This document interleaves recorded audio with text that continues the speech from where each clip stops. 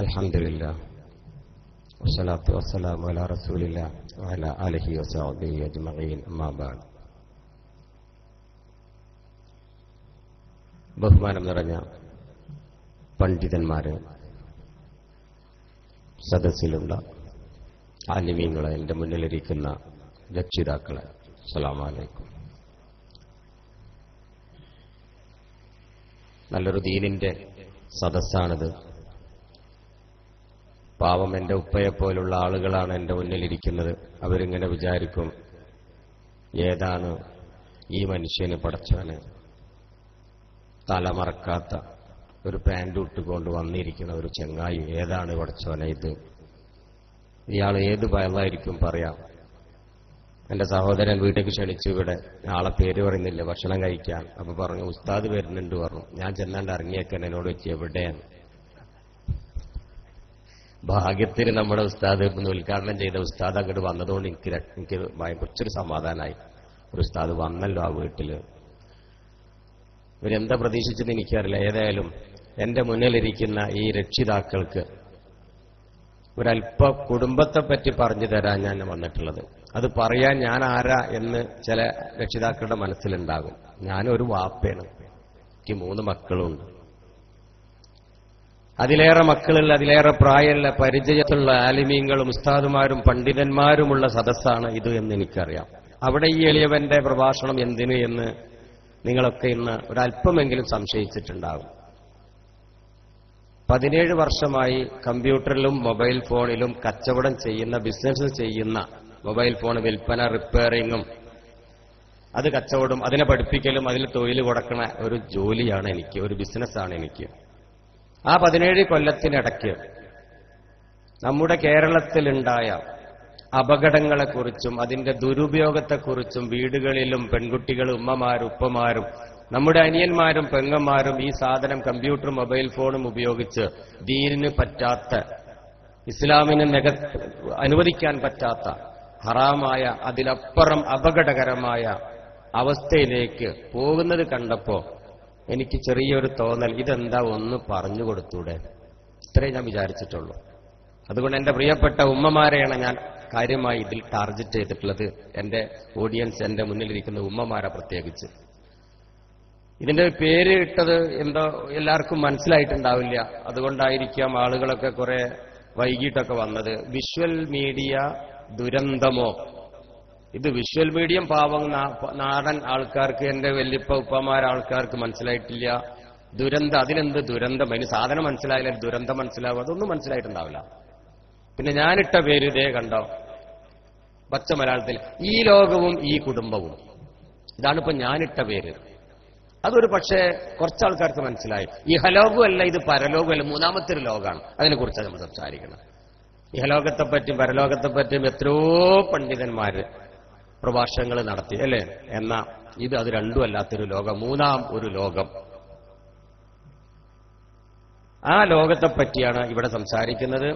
അഥവാ ഉമ്മയുടെ ഗർഭപാത്രത്തിലുള്ള ആ ലോകമല്ല, അപ്പൊ 4ാമത്തെ ലോകം. പിന്നെ ആലമുൽ അർവാഹ്, അത് വേറൊരു ലോകം, അതുമല്ല. ഇതൊന്നുമല്ലാത്തൊരു ലോകം, നിങ്ങൾ ഇതുവരെ കേൾക്കാത്തൊരു ലോകം. അതിനെപ്പറ്റിയാണ് ഇൻഷാ അല്ലാഹ് ഇവിടെ സംസാരിക്കുന്നത്. ഈ എന്ന് പറഞ്ഞാൽ ഇലക്ട്രോണിക്സ് എന്നാണ് കേട്ടോ. അപ്പൊ ഈ ലോകം ഇലക്ട്രോണിക്സ് ലോകം, ഈ കുടുംബം ഇലക്ട്രോണിക്സ് കുടുംബം. അതാണ് ആ വിഷയത്തിന്റെ പേര്. ഇനി നമുക്കത് വിശദമായി പറയുമ്പോൾ, എന്തിനീ ക്ലാസ് എന്നൊന്ന് പറയട്ടെ. ഒരു പത്രത്തിലെ കട്ടിങ്ങാണ്, അല്ലെങ്കിൽ വായിക്കണ്ടട്ടെ, ഞാൻ പറഞ്ഞുതരും. ഇപ്പൊ കുറച്ച് മാസങ്ങൾക്ക് മുമ്പ് ഞാൻ പകർത്തിയ പത്രക്കട്ടിങ്, അതിലെന്താണ്? 14 വയസ്സുകാരിയെ തട്ടിക്കൊണ്ടുപോയി, ഭാര്യയെ തട്ടിക്കൊണ്ടുപോയി, മക്കളെ കിടത്തി ഉറക്കി, കാമുകനുമായി ഭാര്യ ഒളിച്ചോടി, മകളെ പീഡിപ്പിച്ചു, മകൾ അങ്ങണ്ടാക്കി ഇങ്ങണ്ടാക്കി. ഇനി പറയുന്നില്ല, അതേ അടുത്ത പേജ് വരുന്നുണ്ട്. ഇതാ വീണ്ടും അത് തന്നെ. 16കാരിയെ തട്ടിക്കൊണ്ടുപോയി, 13കാരിയെ തട്ടിക്കൊണ്ടുപോയി, 17കാരിയെ തട്ടിക്കൊണ്ടുപോയി. പെൺകുട്ടി. എന്റെ ക്ലാസ് യാ അയ്യുഹന്നാസിനാണ് കേട്ടോ. സംഘടനക്കല്ല, മുസ്ലിമിനല്ല, ഹിന്ദുവിനല്ല, മനുഷ്യർക്കാണ് ഞാൻ ഈ ക്ലാസ് പറഞ്ഞു തരണേ. അപ്പൊ നമ്മളെ പരിസരത്തുള്ള മുസ്ലിം സഹോദരങ്ങളൊക്കെ കേൾക്കുന്നുണ്ടെങ്കിൽ അവർക്കും കൂടി ഉള്ളതാണ് എന്റെ ക്ലാസ്. ഖുർആൻ ഇറക്കിയത് അങ്ങനെ തന്നെയാണല്ലോ, മുസ്ലിങ്ങൾക്കല്ലല്ലോ ഖുർആൻ ഇറക്കിയിട്ടുള്ളത്. ആരോ തെറ്റിദ്ധരിച്ചതാണ് മുസ്ലിങ്ങൾക്കാണ് ഈ ഖുർആൻ എന്നൊന്നും അല്ല. പറയട്ടെ, അമുഖമായി പറഞ്ഞതേ ഉള്ളൂ. അപ്പൊ മനുഷ്യർക്കാണ് ഈ ക്ലാസ്.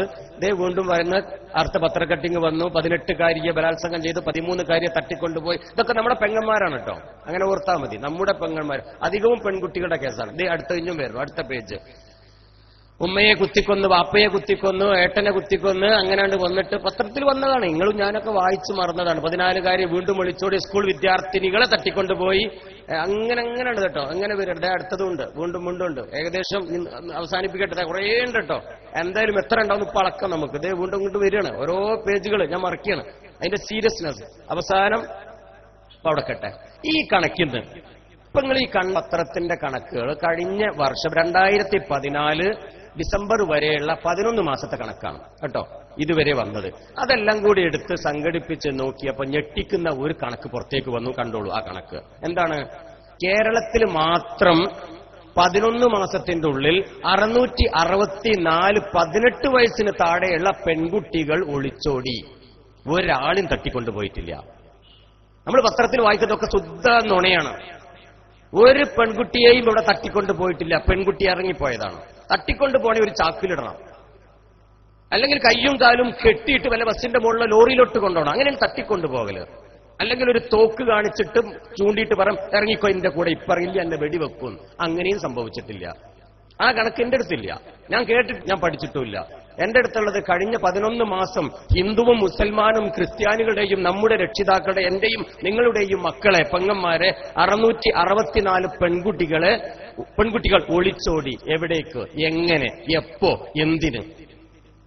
നാളെ അടുത്ത വർഷം നമ്മുടെ ഈ കുടുംബത്തിലെ ആൾക്കാരും ഉണ്ടാവും ഇതിന്റെ കൂട്ടത്തിൽ. ഇല്ലാതിരിക്കട്ടെ, പടച്ച റബ്ബ് കാക്കട്ടെ. 664 പെൺകുട്ടികളെ ഇതുപോലെ ഒളിച്ചോടിയപ്പം പാവം രക്ഷിതാക്കള് പോലീസിൽ പരാതി കൊടുത്ത് തിരിച്ചു കൊണ്ടുവന്നു. എത്ര എണ്ണത്തിനെ? 601. 601 പേരെ, 63 പേരെ തിരിച്ചു കൊണ്ടുവരാൻ പറ്റില്ല. അവർ ആത്മഹത്യ ചെയ്തു, മരണപ്പെട്ടു. അപ്പൊ 600 ആളുകളെ തിരിച്ചു കൊണ്ടുവന്നു. മാഷാ അല്ലാഹ്, തിരിച്ചു കിട്ടിയല്ലോ രക്ഷിതാക്കൾക്ക്. എന്നാൽ അതിലെ 300 പേര് ഇന്ന് ഭ്രാന്തികളാണ്. മാനസിക നില തെറ്റിയത് നിമിഷവും ആത്മഹത്യ വക്കിലാണ്. മറ്റൊന്ന്, എങ്ങനെയാണ് അവർ പോയത്? അവര് ഒളിച്ചോടാനുള്ള സർട്ടിഫിക്കറ്റ് രക്ഷിതാക്കൾ വാങ്ങിക്കൊടുത്ത മൾട്ടിമീഡിയ ഇന്നത്തെ തോണ്ടിക്കളിക്കുന്ന പ്രേമിക്കാനുള്ള സർട്ടിഫിക്കറ്റായ മൊബൈൽ ഫോൺ വഴിയാണ്. അതുകൊണ്ടാണ് ഞാൻ ഈ ന്യൂസ് ഇവിടെ പറഞ്ഞത്.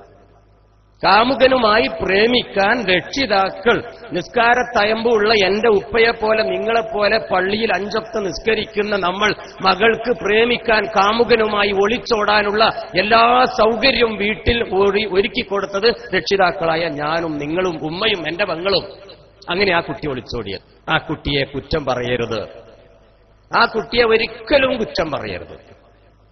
അതുകൊണ്ട് എന്താണ് ഇതിന്റെ ഒരു പ്രതിവിധി? എന്താണ്? ഏറ്റവും നന്നായി പ്രേമിക്കാൻ പറ്റിയ സാധനമാണ് മൊബൈൽ ഫോൺ. ഇനി വല്ലതും പ്രേമിക്കാനുള്ള കുട്ടികളെങ്കിലും പഠിക്കട്ടെ. ഇവിടെ അധികം കുട്ടികളാരും വരില്ല കണ്ട്. കാരണം എനിക്കറിയാം ആ ഒരു കുട്ടികളും ഈ ക്ലാസ്സിന് ഈ പാവം നല്ല കാരണവന്മാരും പള്ളിയിലൊക്കെ പോകുന്ന നല്ല മനുഷ്യന്മാരെ ഇവിടെ വരുള്ളൂ. ഇതിന്റെ ദുരുപയോഗത്തെപ്പറ്റി പഠിക്കാൻ ആരും സദസ്സിൽ വരില്ല. കാരണം അങ്ങനെയാ ഈ ടോപ്പിക്, ഈ വിഷയം അങ്ങനെയാണ്. ലഹരിയെപ്പറ്റിയുള്ള ഒരു ബോധവൽക്കരണം എന്ന് പറഞ്ഞ ഒരു ക്ലാസ് എടുക്കും ഞാൻ, ബോർഡ് വെക്കും. ഒക്കെ നല്ല മനുഷ്യന്മാർ 5 വക്ത് നിസ്കരിക്കണം, പഠിച്ചവനെ പേടിയുള്ള ആൾക്കാർ മുന്നിൽ വന്നിരിക്കും. അവർക്ക് എന്ത് ലഹരിയാ, അവർക്ക് എന്ത് കള്ളാണ്. വരാത്ത ആൾക്കാർക്കാണ് ക്ലാസ്. ആർക്കാ ഞാൻ ക്ലാസ് കൊടുക്കണം? രണ്ടത്താണിയിൽ എന്റെ മഹല്ലിൽ ഉസ്താദ് ജുമായിട്ട് കഴിഞ്ഞേക്ക് തന്നെ അങ്ങോട്ട് ചീത്ത പറയും. ആരെ? നേരത്തെ വന്നവരെ. നേരത്തെ വരാത്തിനെ ചീത്ത പറഞ്ഞത് കേൾക്കുന്നതൊക്കെ നേരത്തെ വന്ന പാവം പേടിച്ച് ഇടങ്ങാറായി 2 ജ്യൂസ് 3 ജ്യൂസ് ഓതി ആകെ കൂടി കണ്ണിൽ ചോര പോലെ വെള്ളം നിറഞ്ഞിരിക്കണ അവരെ ഉസ്താദ് പിന്നെ ചീത്ത പറയും. നിങ്ങൾ അങ്ങനത്തെവരാണ്, നിങ്ങൾ ഇങ്ങനത്തെവരാണ്, നിങ്ങൾ എന്താ അങ്ങനെ? പാവം ബാക്കിയുള്ളവരൊക്കെ പോയി. അവർ വൈകി വന്നു, നേരത്തെ പോയി വീട്ടിൽ ചോറൊന്ന് കളിക്കാണ് ടിവിന്റെ മുമ്പിൽ. അവരെയാണ് ഉസ്താദ് ഇവിടുന്ന് ചീത്തറിയണത്, കേൾക്കുന്നത് മുഴുവൻ ഈ പാവ നിസ്കാരത്തായുമ്പുള്ള നല്ല മനുഷ്യന്മാർ. എത്തപ്പത് കഥ അല്ല. ഞാൻ ആലോചിച്ച കുറെ കാര്യം കേട്ടോ. നിങ്ങൾ എത്രത്തോളം ചിന്തിച്ചെന്ന് എനിക്കറിയില്ല. എന്ന് പറഞ്ഞ പോലെ ഇങ്ങനത്തെ ക്ലാസ്സിലും വരല ഈ പാവം നല്ല മനുഷ്യന്മാര്. അപ്പൊ ഈ കൂടിയിരിക്കുന്ന എന്റെ മുന്നിലുള്ള രക്ഷിതാക്കളോടല്ല ഞാൻ പറയുന്നത്, ഈ സംസാരിക്കുന്നത്. ഇങ്ങോട്ട് വരാതെ വളരെ അകലെ നിന്ന് അല്പമെങ്കിലും കേൾക്കുന്നുണ്ടെങ്കിൽ അവരോട്, ഇല്ലെങ്കിൽ ഈ മെസ്സേജ് നിങ്ങൾ വീട്ടിൽ പോയി പറഞ്ഞു കൊടുക്കണം നമ്മുടെ കുഞ്ഞുമക്കളോട്. അതിനാ പറഞ്ഞു തരുന്നത്. അല്ലാതെ നിങ്ങൾക്കല്ല ഈ ക്ലാസ്. എനിക്ക് ഈ ക്ലാസ് ഒന്നും വേണ്ട. ഓക്കെ. അപ്പൊ 600 കുട്ടികളെ മാഷാ അല്ലാഹ് തിരിച്ചു കൊണ്ടുവന്നതിൽ 300 ഭ്രാന്തികളാണ് സമനില തെറ്റിയിരിക്കുക. എങ്ങനെ തെറ്റിയത്? പഠിച്ചു. ഞാനൊരു സൈബർ സെല്ലിലും പോലീസിലും ഒക്കെ പ്രവർത്തിക്കുന്ന ഒരാൾ കൂടിയായിട്ട്, ഞാൻ പോലീസുകാരനൊന്നല്ലേ, പക്ഷെ അതുമായി സഹകരിച്ച് പ്രവർത്തിക്കുന്ന ഒരാളാണ്. അങ്ങനെ കണക്കുകൾ നമുക്ക് ഇങ്ങനെ കിട്ടും. സൈബർ സെല്ലിൽ ഇപ്പൊ നാളെ ക്ലാസ് ഉണ്ട്. ഞാനും പോലീസുമായിട്ട് നല്ല ബന്ധമാണ്. നമ്മൾ ഈ ടെക്നോളജി, ഞാൻ എഞ്ചിനീയറാണ്, കമ്പ്യൂട്ടർ എഞ്ചിനീയറാണ്. എന്റെ ഈ സന്ദേശം ഞാൻ അവർക്ക് പറഞ്ഞു കൊടുക്കും, പോലീസുകാർക്കൊക്കെ പറഞ്ഞു കൊടുക്കും. വേണമല്ലോ, അങ്ങനെ കള്ളനെ കുറെ പിടിക്കാമല്ലോ, അങ്ങനെയുണ്ട്, പറഞ്ഞുതരാം. അപ്പൊ അവിടെ നിന്ന് കിട്ടിയ കണക്ക് പ്രകാരം 600-ൽ 300 പേര് സമനില തെറ്റിയത് എന്താണ്, എങ്ങനെയാണ് അവരുടെ മാനസിക നില തെറ്റി ഭ്രാന്തിയായത് ആ പെൺകുട്ടികൾ എങ്ങനെയാന്ന് പഠിച്ചപ്പോൾ ഞെട്ടിക്കുന്ന മറ്റൊരു കണക്ക്. ഇവർ ഒളിച്ചോടിയപ്പം അവരുടെ സ്വന്തം മൊബൈൽ ഫോൺ ഉപയോഗിച്ച് കാമുകന്മാർ പല രഹസ്യ ഫോട്ടോസും നഗ്ന ഫോട്ടോസും എടുത്തിരുന്നു. ഈ ഫോട്ടോസുകളൊക്കെ കമ്പ്യൂട്ടറിലും പത്രത്തിലും അങ്ങ് പബ്ലിഷ് ചെയ്ത് പബ്ലിക്കിന്, പൊതുജനത്തിലേക്ക് അങ്ങ് കാണിച്ചു കൊടുത്തു. ഇത് കണ്ട പാവം രക്ഷിതാക്കളുടെ മാനസിക നില തെറ്റി, പെൺകുട്ടിയുടെയും മാനസിക നില തെറ്റി. അങ്ങനെ ഈ കുട്ടി പറയാണ്, ഞാൻ ഇനി മരിക്കുകയാണോ, എനിക്കിനി ഒരു ജീവിതം വേണ്ട. ഉറപ്പല്ലേ? ഇനി മരിച്ചിട്ടില്ല, ബാക്കി 300 മരിക്കാൻ പോകുന്നു. ബാക്കി 300 മരിക്കാത്തവര്, അവർക്ക് ഒരു കുടുംബം നിങ്ങൾ ശരിയാക്കി കൊടുക്കും. ഒരു ഭർത്താവിനെ നിങ്ങൾ കണ്ടത് ഏത് ആൺകുട്ടിയായിരിക്കും അവളെ കെട്ടാൻ വരിക? ആ ചീത്തപ്പേര് ആ കുടുംബത്തിൽ നിന്ന് മാഞ്ഞു പോകുമോ? ഇതൊന്നും നമ്മൾ ഓർക്കില്ല. ഇറങ്ങിപ്പോകുന്ന പെൺകുട്ടി ഓർക്കുവോ? ഓർക്കുന്നില്ല. ഇതിങ്ങനെ കേൾക്കുമ്പോ നിങ്ങൾക്ക് തോന്നും, വല്ലാത്തൊരു പെൺകുട്ടി കേട്ടോ, അത് ചെയ്തല്ല അവൾ, എത്ര പോരെ എന്താ ഈ പറയുന്നത്. എന്നാൽ പ്രിയപ്പെട്ട രക്ഷിതാക്കളോട് ഒരു അഭ്യർത്ഥന, നാളെ ആ കുട്ടി വലുതാകും, അവളൊരു ഉമ്മയാകും, ഒരു അമ്മയാകും, ഒരു മാതാവാകും. അവളും തന്റെ സ്വന്തം ഭർത്താവിനെ ഉറക്കിക്കിടത്തി, അല്ലെങ്കിൽ സ്വന്തം പിഞ്ചു കുഞ്ഞുങ്ങൾക്ക് പാല് കൊടുത്തുകൊണ്ട് ഒരു ദിവസം അവളും പോകും അടുത്ത കാമുകനെ തേടി. ഇതാ ഇന്നിങ്ങനെ നടന്നുകൊണ്ടിരിക്കുന്നത്. അങ്ങനത്തെ കണക്ക് കിട്ടി. 2013 ഓടിപ്പോയവരൊക്കെ തിരിച്ച് 2010, ഇത് ഓടാൻ തുടങ്ങി 2002 മുതൽ ഓടാൻ തുടങ്ങിയിട്ടുണ്ട് കേട്ടോ. അങ്ങനെ 2002-ലും 2003-ലൊക്കെ പെൺകുട്ടികൾ ഓടി. ഇന്നവർ പ്രായപൂർത്തിയായി. മരിക്കാതെ അവശേഷിക്കുന്നവർക്കൊക്കെ നല്ലൊരു കുടുംബമായി. ആ കുടുംബത്തിലെ ഭർത്താവിനെ കിടത്തിക്കൊണ്ട്, സ്വന്തം മക്കളെ ഉറക്കിക്കിടത്തിക്കൊണ്ട് തന്റെ കാമുകന്റെ കൂടെ പോയവരുടെ കണക്ക് കണ്ടോ? 2886 അമ്മമാര്. നേരത്തെ കണ്ടത് എത്രയാണ്? വെറും 600 ചില്ലോനം പെൺകുട്ടികളെ ഒളിച്ചോടിയിട്ടുള്ളൂ. എന്നാൽ ബുദ്ധിയും തന്റെ ഇടവുമുള്ള, ഭർത്താവുള്ള, കുട്ടികളുള്ള, പാവം വിദേശത്ത് ജോലി ഭർത്താവിനോട് പറയാതെ കാമുകന്റെ കൂടെ ഒളിച്ചോടിയ അമ്മമാരുടെ, ഉമ്മമാരുടെ കണക്കാ നിങ്ങൾ ഇപ്പാ കാണുന്നത്. അതിൽ മുസ്ലിം ഏത് ക്രിസ്ത്യാനി ഏതെന്ന് ഞാൻ പറയുന്നില്ല, മനുഷ്യരുടെ കണക്കാണ് ആ കാണുന്നത്. അതിൽ എന്റെയും നിങ്ങളുടെയും കുടുംബങ്ങളും ചോരയും ഉണ്ടാകും. എങ്ങനെ ഇത് സംഭവിച്ചത്?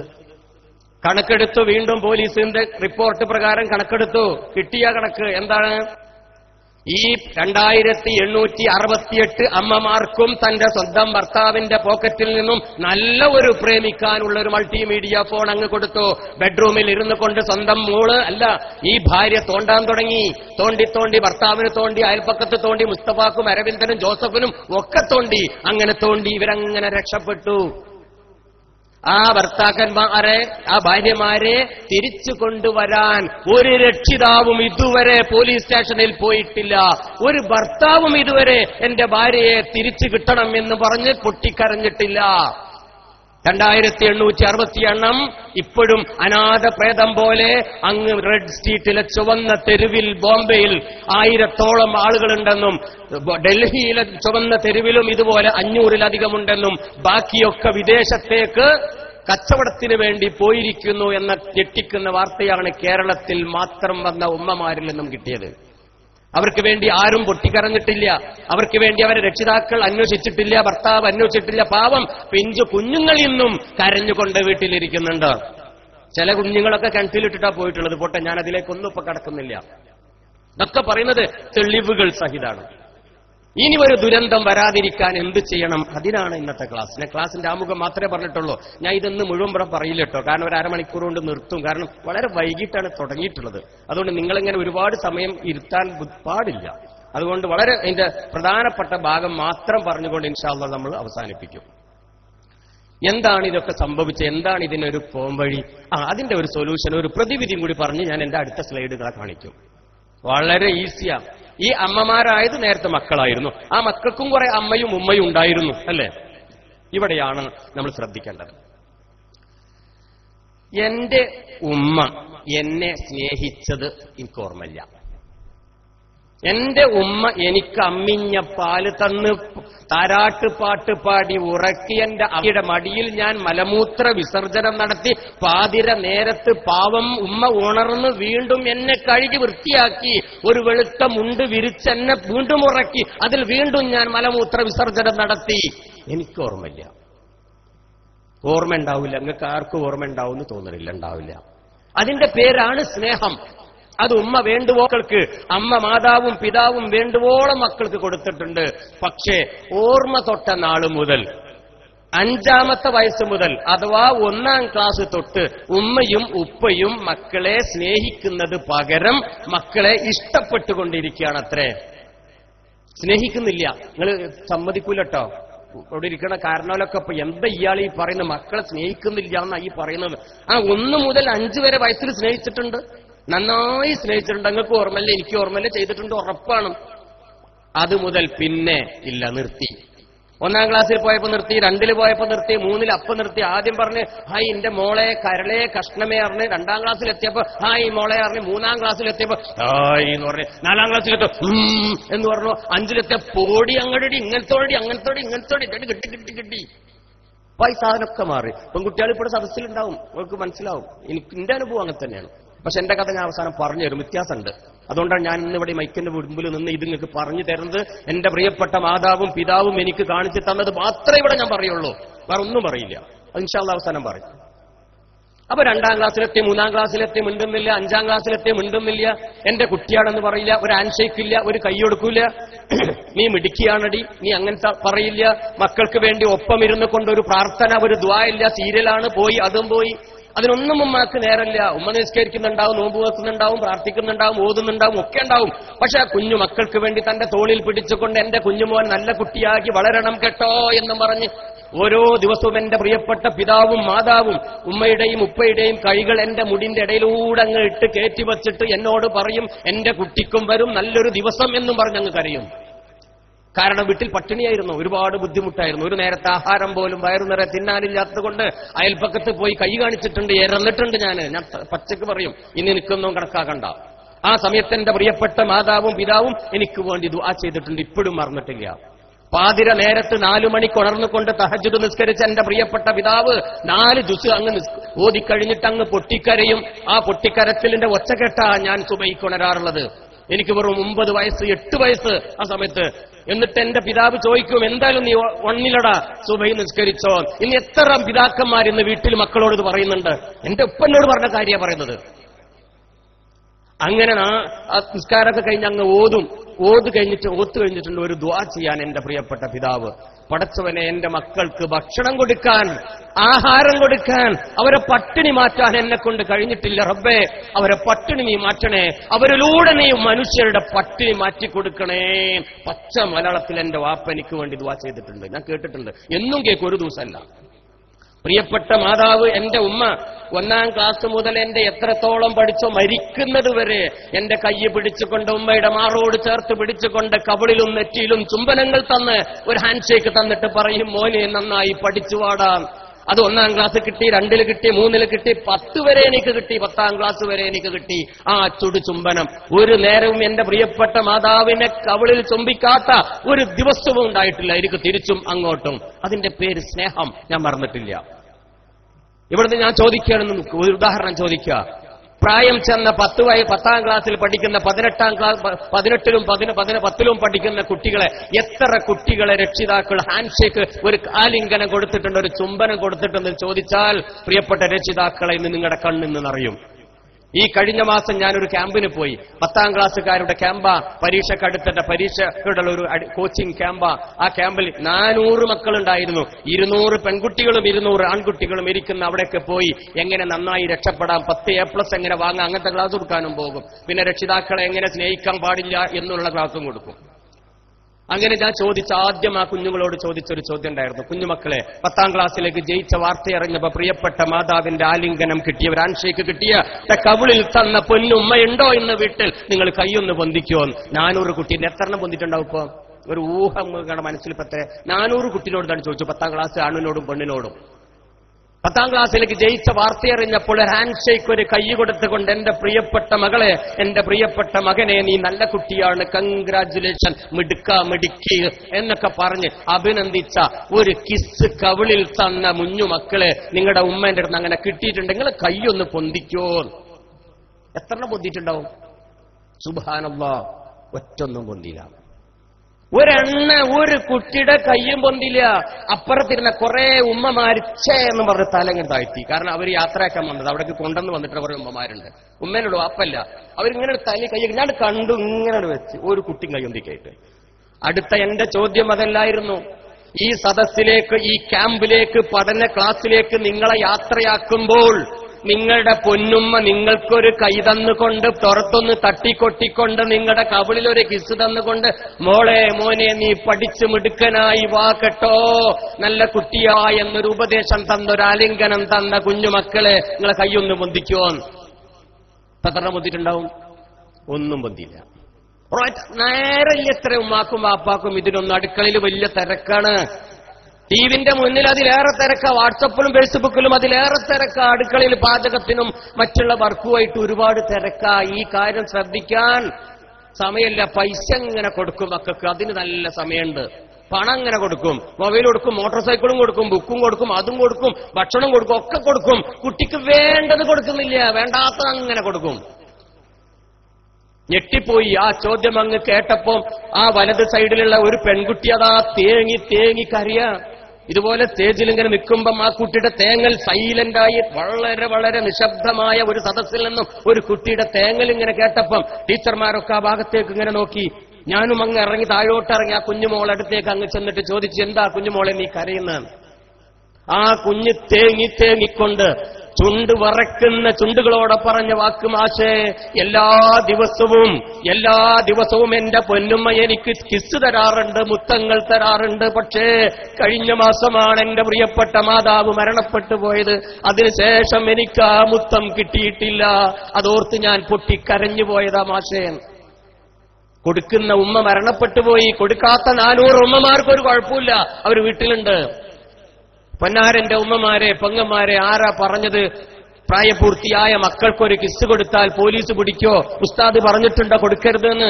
അതിന്റെ പേരാണ് സ്നേഹം. അത് ഉമ്മ കൊടുക്കാതിരുന്നാൽ, ആ ഉമ്മ കൊടുക്കാതിരുന്നാൽ, ആ ഉപ്പ കൊടുക്കാതിരുന്നാൽ, 18 വയസ്സ് പ്രായപൂർത്തിയായി കഴിയുമ്പോ എന്റെ മോളെ ഇതുവരെ ഹാൻഡ്ഷേക്ക് കൊടുത്ത് നീ മിടുക്കിയാണ്, മിടുക്കനാണ്, നീ സുന്ദരനാണ്, സുന്ദരിയാണ്, നീ പഠിക്കുന്നവനാണ് എന്നൊരു വാക്കുകൾ അങ്ങ് പറയുന്നത് കുഞ്ഞു മക്കൾ കേട്ടിട്ടില്ലെങ്കിൽ, ഇതെല്ലാം പറയാൻ അപ്പുറത്തെ കാമുകൻ അയൽവാസിയായ മുസ്തഫയും അരവിന്ദനും ജോസഫും നമ്മുടെ കുഞ്ഞുമോൾക്ക് ഇതൊക്കെ കൊടുക്കാൻ കച്ചം പാർത്ത് കാത്തിരിക്കുകയാണ്, അക്കം പാർത്ത് കാത്തിരിക്കുക. ഒരു നാൾ 18 വയസ്സ് പൂർത്തിയായ കുഞ്ഞുമോളോട് കാമുകൻ പറയും, നീ സുന്ദരിയാണെന്ന്, മിടുക്കിയാണ്, കൺഗ്രാജുലേഷൻ എന്നൊരു കയ്യങ്ങ് കൊടുക്കും. ആ കയ്യങ്ങ് കിട്ടിയാൽ മോളിങ്ങനെ വറക്കും. പിറ്റേ ദിവസം ഉറക്കു വരില്ല. രാത്രി നേരം പുലരുവോളം ആ ചെക്കൻ പറഞ്ഞ ആ വാക്കെന്താണ്? ഇതുവരെ ഉമ്മയിൽ നിന്നും കിട്ടാത്ത വാക്ക്, ഇതുവരെ തന്റെ ജീവിതത്തിൽ അനുഭവിക്കാത്ത വാക്ക് കേട്ടപ്പം അവളുടെ ഉറക്ക് പോയി. പിറ്റേ ദിവസം അവൾ വീണ്ടും പോകും. ആ ഇടവക്കത്ത് കാത്തിരിക്കും. അതാ വരുന്നു തന്റെ കാമുകൻ. അതുവരെ കാമുകനല്ലായിരുന്നു, ഏതോ ഒരു അപരിചിതർ. അന്ന് തൊട്ട് കാമുകനാവുകയാണ്. വീണ്ടും കൊടുക്കും ഒരു ഹാൻഡ്ഷേക്ക്. എന്നിട്ട് മാറോടങ്ങ് ചേർത്ത് ഉമ്മ കൊടുക്കാത്ത ഉമ്മ, ആ ഉമ്മയിൽ നിന്നും കിട്ടാത്ത ഉമ്മ ഈ കാമുകൻ അങ്ങ് നമ്മുടെ പൊന്നുമോൾക്ക് അങ്ങ് കൊടുക്കുമ്പം അവളങ്ങ് വേടിച്ചു, അവളങ്ങ് സന്തോഷത്ത് കൊണ്ട് തുള്ളിച്ചാടി. അവിടെ ഉള്ളിലുള്ള ഹോർമോണൊക്കെ പുറത്തേക്ക് വരാൻ തുടങ്ങി. പിറ്റേ ദിവസം ഒരു ബൈക്കുമായി അവൻ ഒരു ഹോണടിച്ചാൽ മതി, തന്റെ പുറകിലേക്ക് ഓടി വന്ന് കെട്ടിപ്പിടിച്ചിരുന്നു കൊണ്ട് തന്റെ പെറ്റുമ്മയോട് ടാറ്റ പറഞ്ഞുകൊണ്ട് പോയി നേരെ പോകുന്നത് എവിടേക്കായിരിക്കും? ഉപ്പയും ഉമ്മയും അന്വേഷിച്ചു. അതാ പോയി നമ്മുടെ നേരത്തെ പറഞ്ഞ 664 പെൺകുട്ടികളെ കൂടെ അവളും പോയി. ഉമ്മ ചോദിക്കും, ഉമ്മ അന്വേഷിക്കും, അപ്പ അന്വേഷിക്കും. കേസായി, കോടതിയായി. ആ രക്ഷിതാക്കൾ പാവം കോടതി വരാന്തയിലിരുന്നു കൊണ്ട് പൊട്ടിക്കരയും. ജഡ്ജ് ചോദിക്കും, വക്കീൽ ചോദിക്കും, ഈ കുഞ്ഞിനോട് ചോദിക്കും, എന്താ ചോദിക്കുക? നിന്നെ 18 വയസ്സ് വരെ പാലൂറ്റി പോറ്റി വളർത്തിയ നിന്റെ പ്രിയപ്പെട്ട മാതാവിന്റെ പിതാവിന്റെ കൂടെ പോകണോ? ഇന്നലെ കയറി വന്ന ഈ കാമുകന്റെ കൂടെ പോകണോ എന്ന് പ്രിയപ്പെട്ട മക്കളോട് അങ്ങ് ചോദിക്കുമ്പോ മക്കൾ പറയുമെന്ത്? എനിക്ക് രക്ഷ തന്ന, എന്നെ അംഗീകരിച്ച, എനിക്ക് ആലിംഗനം തന്ന, എനിക്ക് കിസ് തന്ന, എന്നെ പോറ്റി വളർത്താമെന്ന് ഗ്യാരണ്ടി തന്ന, എനിക്ക് എല്ലാ സംരക്ഷണവും വാഗ്ദാനം തന്ന, ഇന്നലെ കയറി വന്ന ആ കാമുകൻ മതി എനിക്കെന്റെ അച്ഛനെ വേദാക്കളെ വേണ്ട എന്ന് പറഞ്ഞ് ടാറ്റ പറഞ്ഞുകൊണ്ട് മോട്ടോർ സൈക്കിളിൽ വീണ്ടും അവിടെ നിന്ന് ടാറ്റ പറഞ്ഞു പോകുന്ന രംഗം നിങ്ങളും ഞാനും കണ്ടിട്ടില്ലേ? കുഞ്ഞുമക്കളാണോ ഉത്തരവാദി? ഒരിക്കലും ഞാൻ ആ കുഞ്ഞുങ്ങളെ കുറ്റപ്പെടുത്തൂല. 664 മക്കൾ നിരപരാധികളാണ്. ഒരിക്കലും ഒരു തെറ്റും അവർ ചെയ്തിട്ടില്ല. അതിന്റെ ഒക്കെ ഉത്തരവാദി നിങ്ങളും ഞാനുമാണ്, രക്ഷിതാക്കളാണ്. അതുകൊണ്ടാണ് ഈ ക്ലാസ് രക്ഷിതാക്കളോട് തന്നെ പറയുന്നത്. അതുകൊണ്ട് കുഞ്ഞുമക്കൾക്ക് എപ്പോഴെങ്കിലും പ്രായപൂർത്തിയായാലും അവർക്ക് ബുദ്ധിവെച്ച സമയത്ത് ഒരു ഹാൻഡ് കൊടുക്കാൻ ഉപ്പ മറക്കണ്ട, ഒരു ഹാൻഡ് കൊടുക്കാൻ ഉമ്മ മറക്കണ്ട. കെട്ടിപ്പിടിച്ചുകൊണ്ട് എന്റെ കരളാണ്, എന്റെ മുത്താണ്, എന്റെ കണ്ണിന്റെ കഷ്ണമാ എന്ന് ആ കുഞ്ഞുമോളെ മുഖത്ത് നോക്കി അങ്ങ് പറയുമ്പോൾ അവളുടെ കണ്ണിലൂടെ കണ്ണുനീര് ചാലിട്ടൊഴുകുന്നത് നമുക്ക് കാണാം. ഞാൻ കണ്ടതാണ് എന്റെ പ്രിയപ്പെട്ട മാതാവ് എനിക്ക് തന്നത്. അതുകൊണ്ടാ പറയുന്നത്.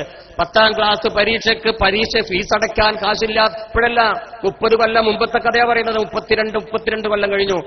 പരീക്ഷയ്ക്ക് ഫീസ് അടയ്ക്കാൻ കാശില്ലാത്ത സമയത്ത് എന്നെ സ്കൂളിൽ നിന്ന് പുറത്താക്കി. വീട്ടിൽ പട്ടിണിയാ, അതുകൊണ്ടാ 10 രൂപ ഇല്ലാതിരുന്നത്. എന്റെ പൊന്നുമ്മയോടാ സത്യം ഞാൻ പറഞ്ഞത്, ഉമ്മ എന്ത് ചെയ്യും, എനിക്ക് പഠിക്കണല്ലോ.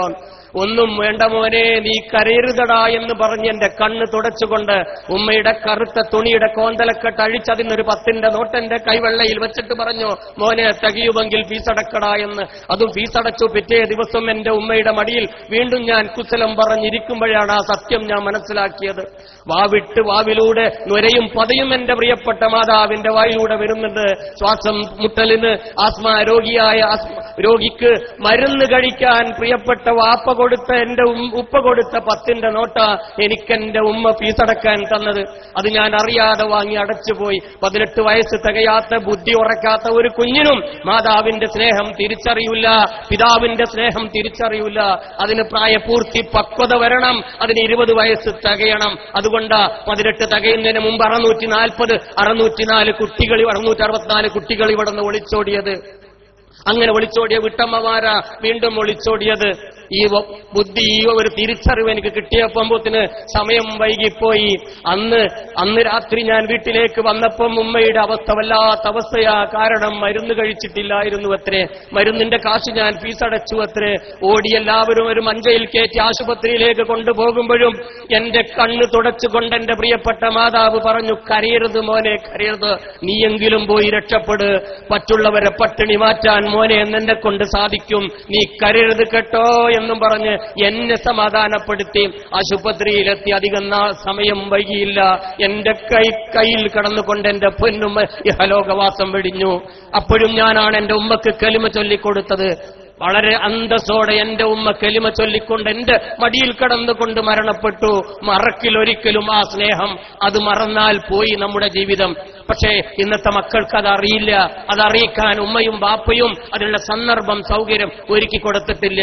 10 രൂപയുടെ 1 രൂപയുടെ വില ഇന്ന് മക്കൾക്ക് അറിയില്ല. ആവശ്യമുള്ളതും അല്ലാത്തതും എല്ലാം അങ്ങ് വാങ്ങിക്കൊടുക്കും. ഉപ്പയുടെ ഖജനാവിൽ ഇഷ്ടം പോലെയുണ്ട് എന്ന് തെറ്റിദ്ധരിക്കപ്പെട്ടിരിക്കുക നമ്മുടെ കുഞ്ഞുമക്കൾ. അത് അന്വേഷിക്കാൻ അവർക്ക് ബുദ്ധിയില്ല. അത് പറഞ്ഞു കൊടുക്കാനുള്ള തന്റെ ഇടം ഇന്നത്തെ രക്ഷിതാക്കൾക്കുമില്ല. അതുകൊണ്ട് എന്റെ പ്രിയപ്പെട്ട രക്ഷിതാക്കളോട് പറയാനുള്ളത്, കുഞ്ഞുമക്കളോട് വീടിലെ ബുദ്ധിമുട്ടുകൾ അറിയിക്കണം. അവരെന്തും ചോദിക്കുമ്പോ എടുത്തു കൊടുക്കാതെ, ഇത്ര കഷ്ടപ്പെട്ട മോനെ ഞാനൊക്കെ വളർന്നത്, എന്റെ ബുദ്ധിമുട്ട് നീ അറിയണമെന്ന് പറ. ചില ഉപ്പമാര് പറയുന്നത് കേട്ടതാ, ഞാൻ ഒരുപാട് ബുദ്ധിമുട്ടി കഷ്ടപ്പെട്ട പഠിച്ചു വളർന്നത്, ആ കഷ്ടപ്പാട് എന്റെ മക്കളെ ഞാൻ അറിയിക്കൂല. മണ്ടത്തരമാണ് രക്ഷിതാക്കളെ, മണ്ടത്തരമാണ്. ഓപ്പോസിറ്റ് പറയ്, മോനെ ഇപ്പൊ 100ഉം 50ഉം ഉണ്ട്, പക്ഷെ നിനക്കറിയില്ല, ഞാൻ ഒരുപാട് ബുദ്ധിമുട്ടിയിട്ടാണ് വളർന്നത്. അതുകൊണ്ട് നീയും ആ ബുദ്ധിമുട്ട് അനുഭവിക്കടാ എന്ന് പറയാൻ മടിക്കരുത്. ഈ ഒരു തിരിച്ചറിവാണ് പുനരക്ഷിതാക്കളെ നമുക്ക് വേണ്ടത്. അതില്ലാത്തത് കൊണ്ടാണ് ഇന്നത്തെ ഈ ജനറേഷൻ മക്കൾ കാമുകന്റെ കൂടെ സുഖങ്ങൾ അന്വേഷിച്ചുകൊണ്ട്, ആർഭാടങ്ങൾ അന്വേഷിച്ചുകൊണ്ട് ഒന്നും ചിന്തിക്കാതെ ഒളിച്ചോടിക്കൊണ്ടിരിക്കുന്നത്. അതിന്റെയൊക്കെ ഉത്തരവാദിത്തം നിങ്ങൾക്കും രക്ഷിതാക്കളായ എനിക്കും നിങ്ങൾക്കുമാണ് എന്ന കാര്യത്തിൽ ഒരു സംശയവും വേണ്ട. അതൊക്കെ എല്ലാവർക്കും അറിയണ കാര്യമാണ്. പക്ഷേ നമ്മൾ ഈ കുഞ്ഞുങ്ങളെ ഈ സ്നേഹിക്കുക എന്നൊക്കെ പറഞ്ഞിപ്പോ എന്താ ചെയ്തുകൊണ്ടിരിക്കണമെന്ന് അറിയുന്നത്? അവരെ ഇഷ്ടപ്പെട്ടുകൊണ്ടിരിക്കുക. എന്താ ഈ സ്നേഹവും ഇഷ്ടം എന്നുള്ളത് ഉമ്മമാർക്കൊക്കെ ഇപ്പോൾ ഒരു സംശയം ഉണ്ടാവും. മൂത്ത കുട്ടിയെ നല്ലോണം ഇഷ്ടം, നല്ലോ പഠിക്കുന്ന കുട്ടിയാ. ഇളയ മോനെ അത്ര ഇഷ്ടമല്ല, കാരണം അത്ര പഠിക്കൂല. ഭാര്യ ഭർത്താവിനെ നന്നായി ഇഷ്ടപ്പെടുന്നു. 40,000 രൂപ ശമ്പളമാ, ഒരു ദിവസം ശമ്പളം അങ്ങ് കുറഞ്ഞു, 10,000 ഇഷ്ടമങ്ങ് പോയി. ഞാൻ എന്റെ ഭാര്യയെ ഒരുപാട് ഇഷ്ടപ്പെടുന്നു, കാരണം അവൾ വെളുത്ത സുന്ദരിയാ. ഒരു ദിവസം പാവം ഗ്യാസ് സിലിണ്ടർ പൊട്ടിത്തെറിച്ച് പാചകം ചെയ്തപ്പോഴേ പൊട്ടിത്തെറിച്ച് മേലെ ആകെ കരുവാളിച്ചു പോയി, എന്റെ ആ സാധനം പോയി. കാരണം അതിന് ഇഷ്ടം എന്നാ പറയാ. ഇപ്പൊ ക്ലിയർ ആയിട്ടുണ്ടാവല്ലോ, നാടൻ മനുഷ്യന്മാർക്ക് മനസ്സിലായിട്ടുണ്ടാവും. അതിന് സ്നേഹം എന്നല്ല പറയാ. ഇഷ്ടം ഈസ് ലൈക്ക്, കണ്ടീഷൻ അപ്ലൈ. അതിനൊരു കാര്യകാരണ ബന്ധങ്ങൾ ഉണ്ടാകും. കാര്യകാരണ ബന്ധങ്ങളുടെ അടിസ്ഥാനത്തിലായിരിക്കും ഇഷ്ടപ്പെടുന്നത്. വെളുത്തവൾ സുന്ദരി, പഠിക്കുന്നവൻ മിടുക്കൻ, ആരോഗ്യമുള്ളവൻ നല്ല സ്വഭാവക്കാരി, നല്ല സ്വഭാവക്കാരൻ, അതുകൊണ്ട് ഞാൻ ഇഷ്ടപ്പെടുന്നു. പക്ഷേ ഞാൻ എന്റെ ഉമ്മയെ ഇഷ്ടപ്പെടുന്നു എന്നല്ല, ഞാൻ എന്റെ ഉമ്മയെ സ്നേഹിക്കുന്നു. എന്താ കാരണം? No condition at all. ഒരു കാരണവുമില്ല.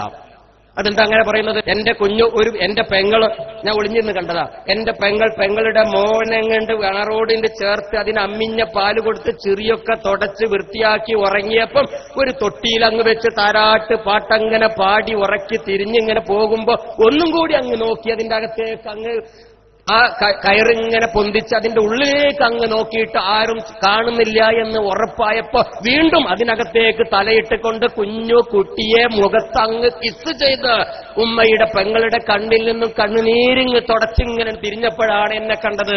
എന്തിനെന്റെ പെങ്ങളത് ചെയ്തത്? ആ കുട്ടിന്റെ അടുത്ത് എന്തെങ്കിലും പ്രതീക്ഷിച്ചിട്ടാ? എത്ര നിരൂപിയാണെങ്കിലും പല്ലും കൊന്തറും മന്ദപ്പും മഞ്ഞപ്പാടുള്ള മന്ദബുദ്ധിയായ കുട്ടിയാണെങ്കിലും മാറോടൊക്കെ ചേർത്തുകൊണ്ട് മോനെ കരളിന്റെ കഷ്ണമേ എന്ന് പറഞ്ഞ് സ്വന്തം മാതാവ് മക്കളെ സ്നേഹിക്കുന്നു. നോ ലൈക്ക് ഇഷ്ടം എന്നല്ല പറയാ, കണ്ടീഷൻ ഒന്നുമില്ല, അതിന്റെ പേരാ സ്നേഹം. പക്ഷേ പ്രായമായപ്പോ പോയി 5 വയസ്സായപ്പോ ഇതിന് കഴിഞ്ഞു, 6ലും കഴിഞ്ഞ് 10ല് പിന്നെ പറയേ വേണ്ട, മാറ്റണം. 3ലോ 4ലോ പഠിക്കുന്ന ഒരു കുട്ടി തന്റെ ബാഗുമായി ആ ഭാരിച്ച ചുമടുമായി ബസ്സിറങ്ങിങ്ങനെ വരുന്ന നേരത്ത് ഉമ്മ എന്താ ചെയ്യേണ്ടത്? ഉമ്മ നേരെ അടുക്കളയിൽ പോവുക.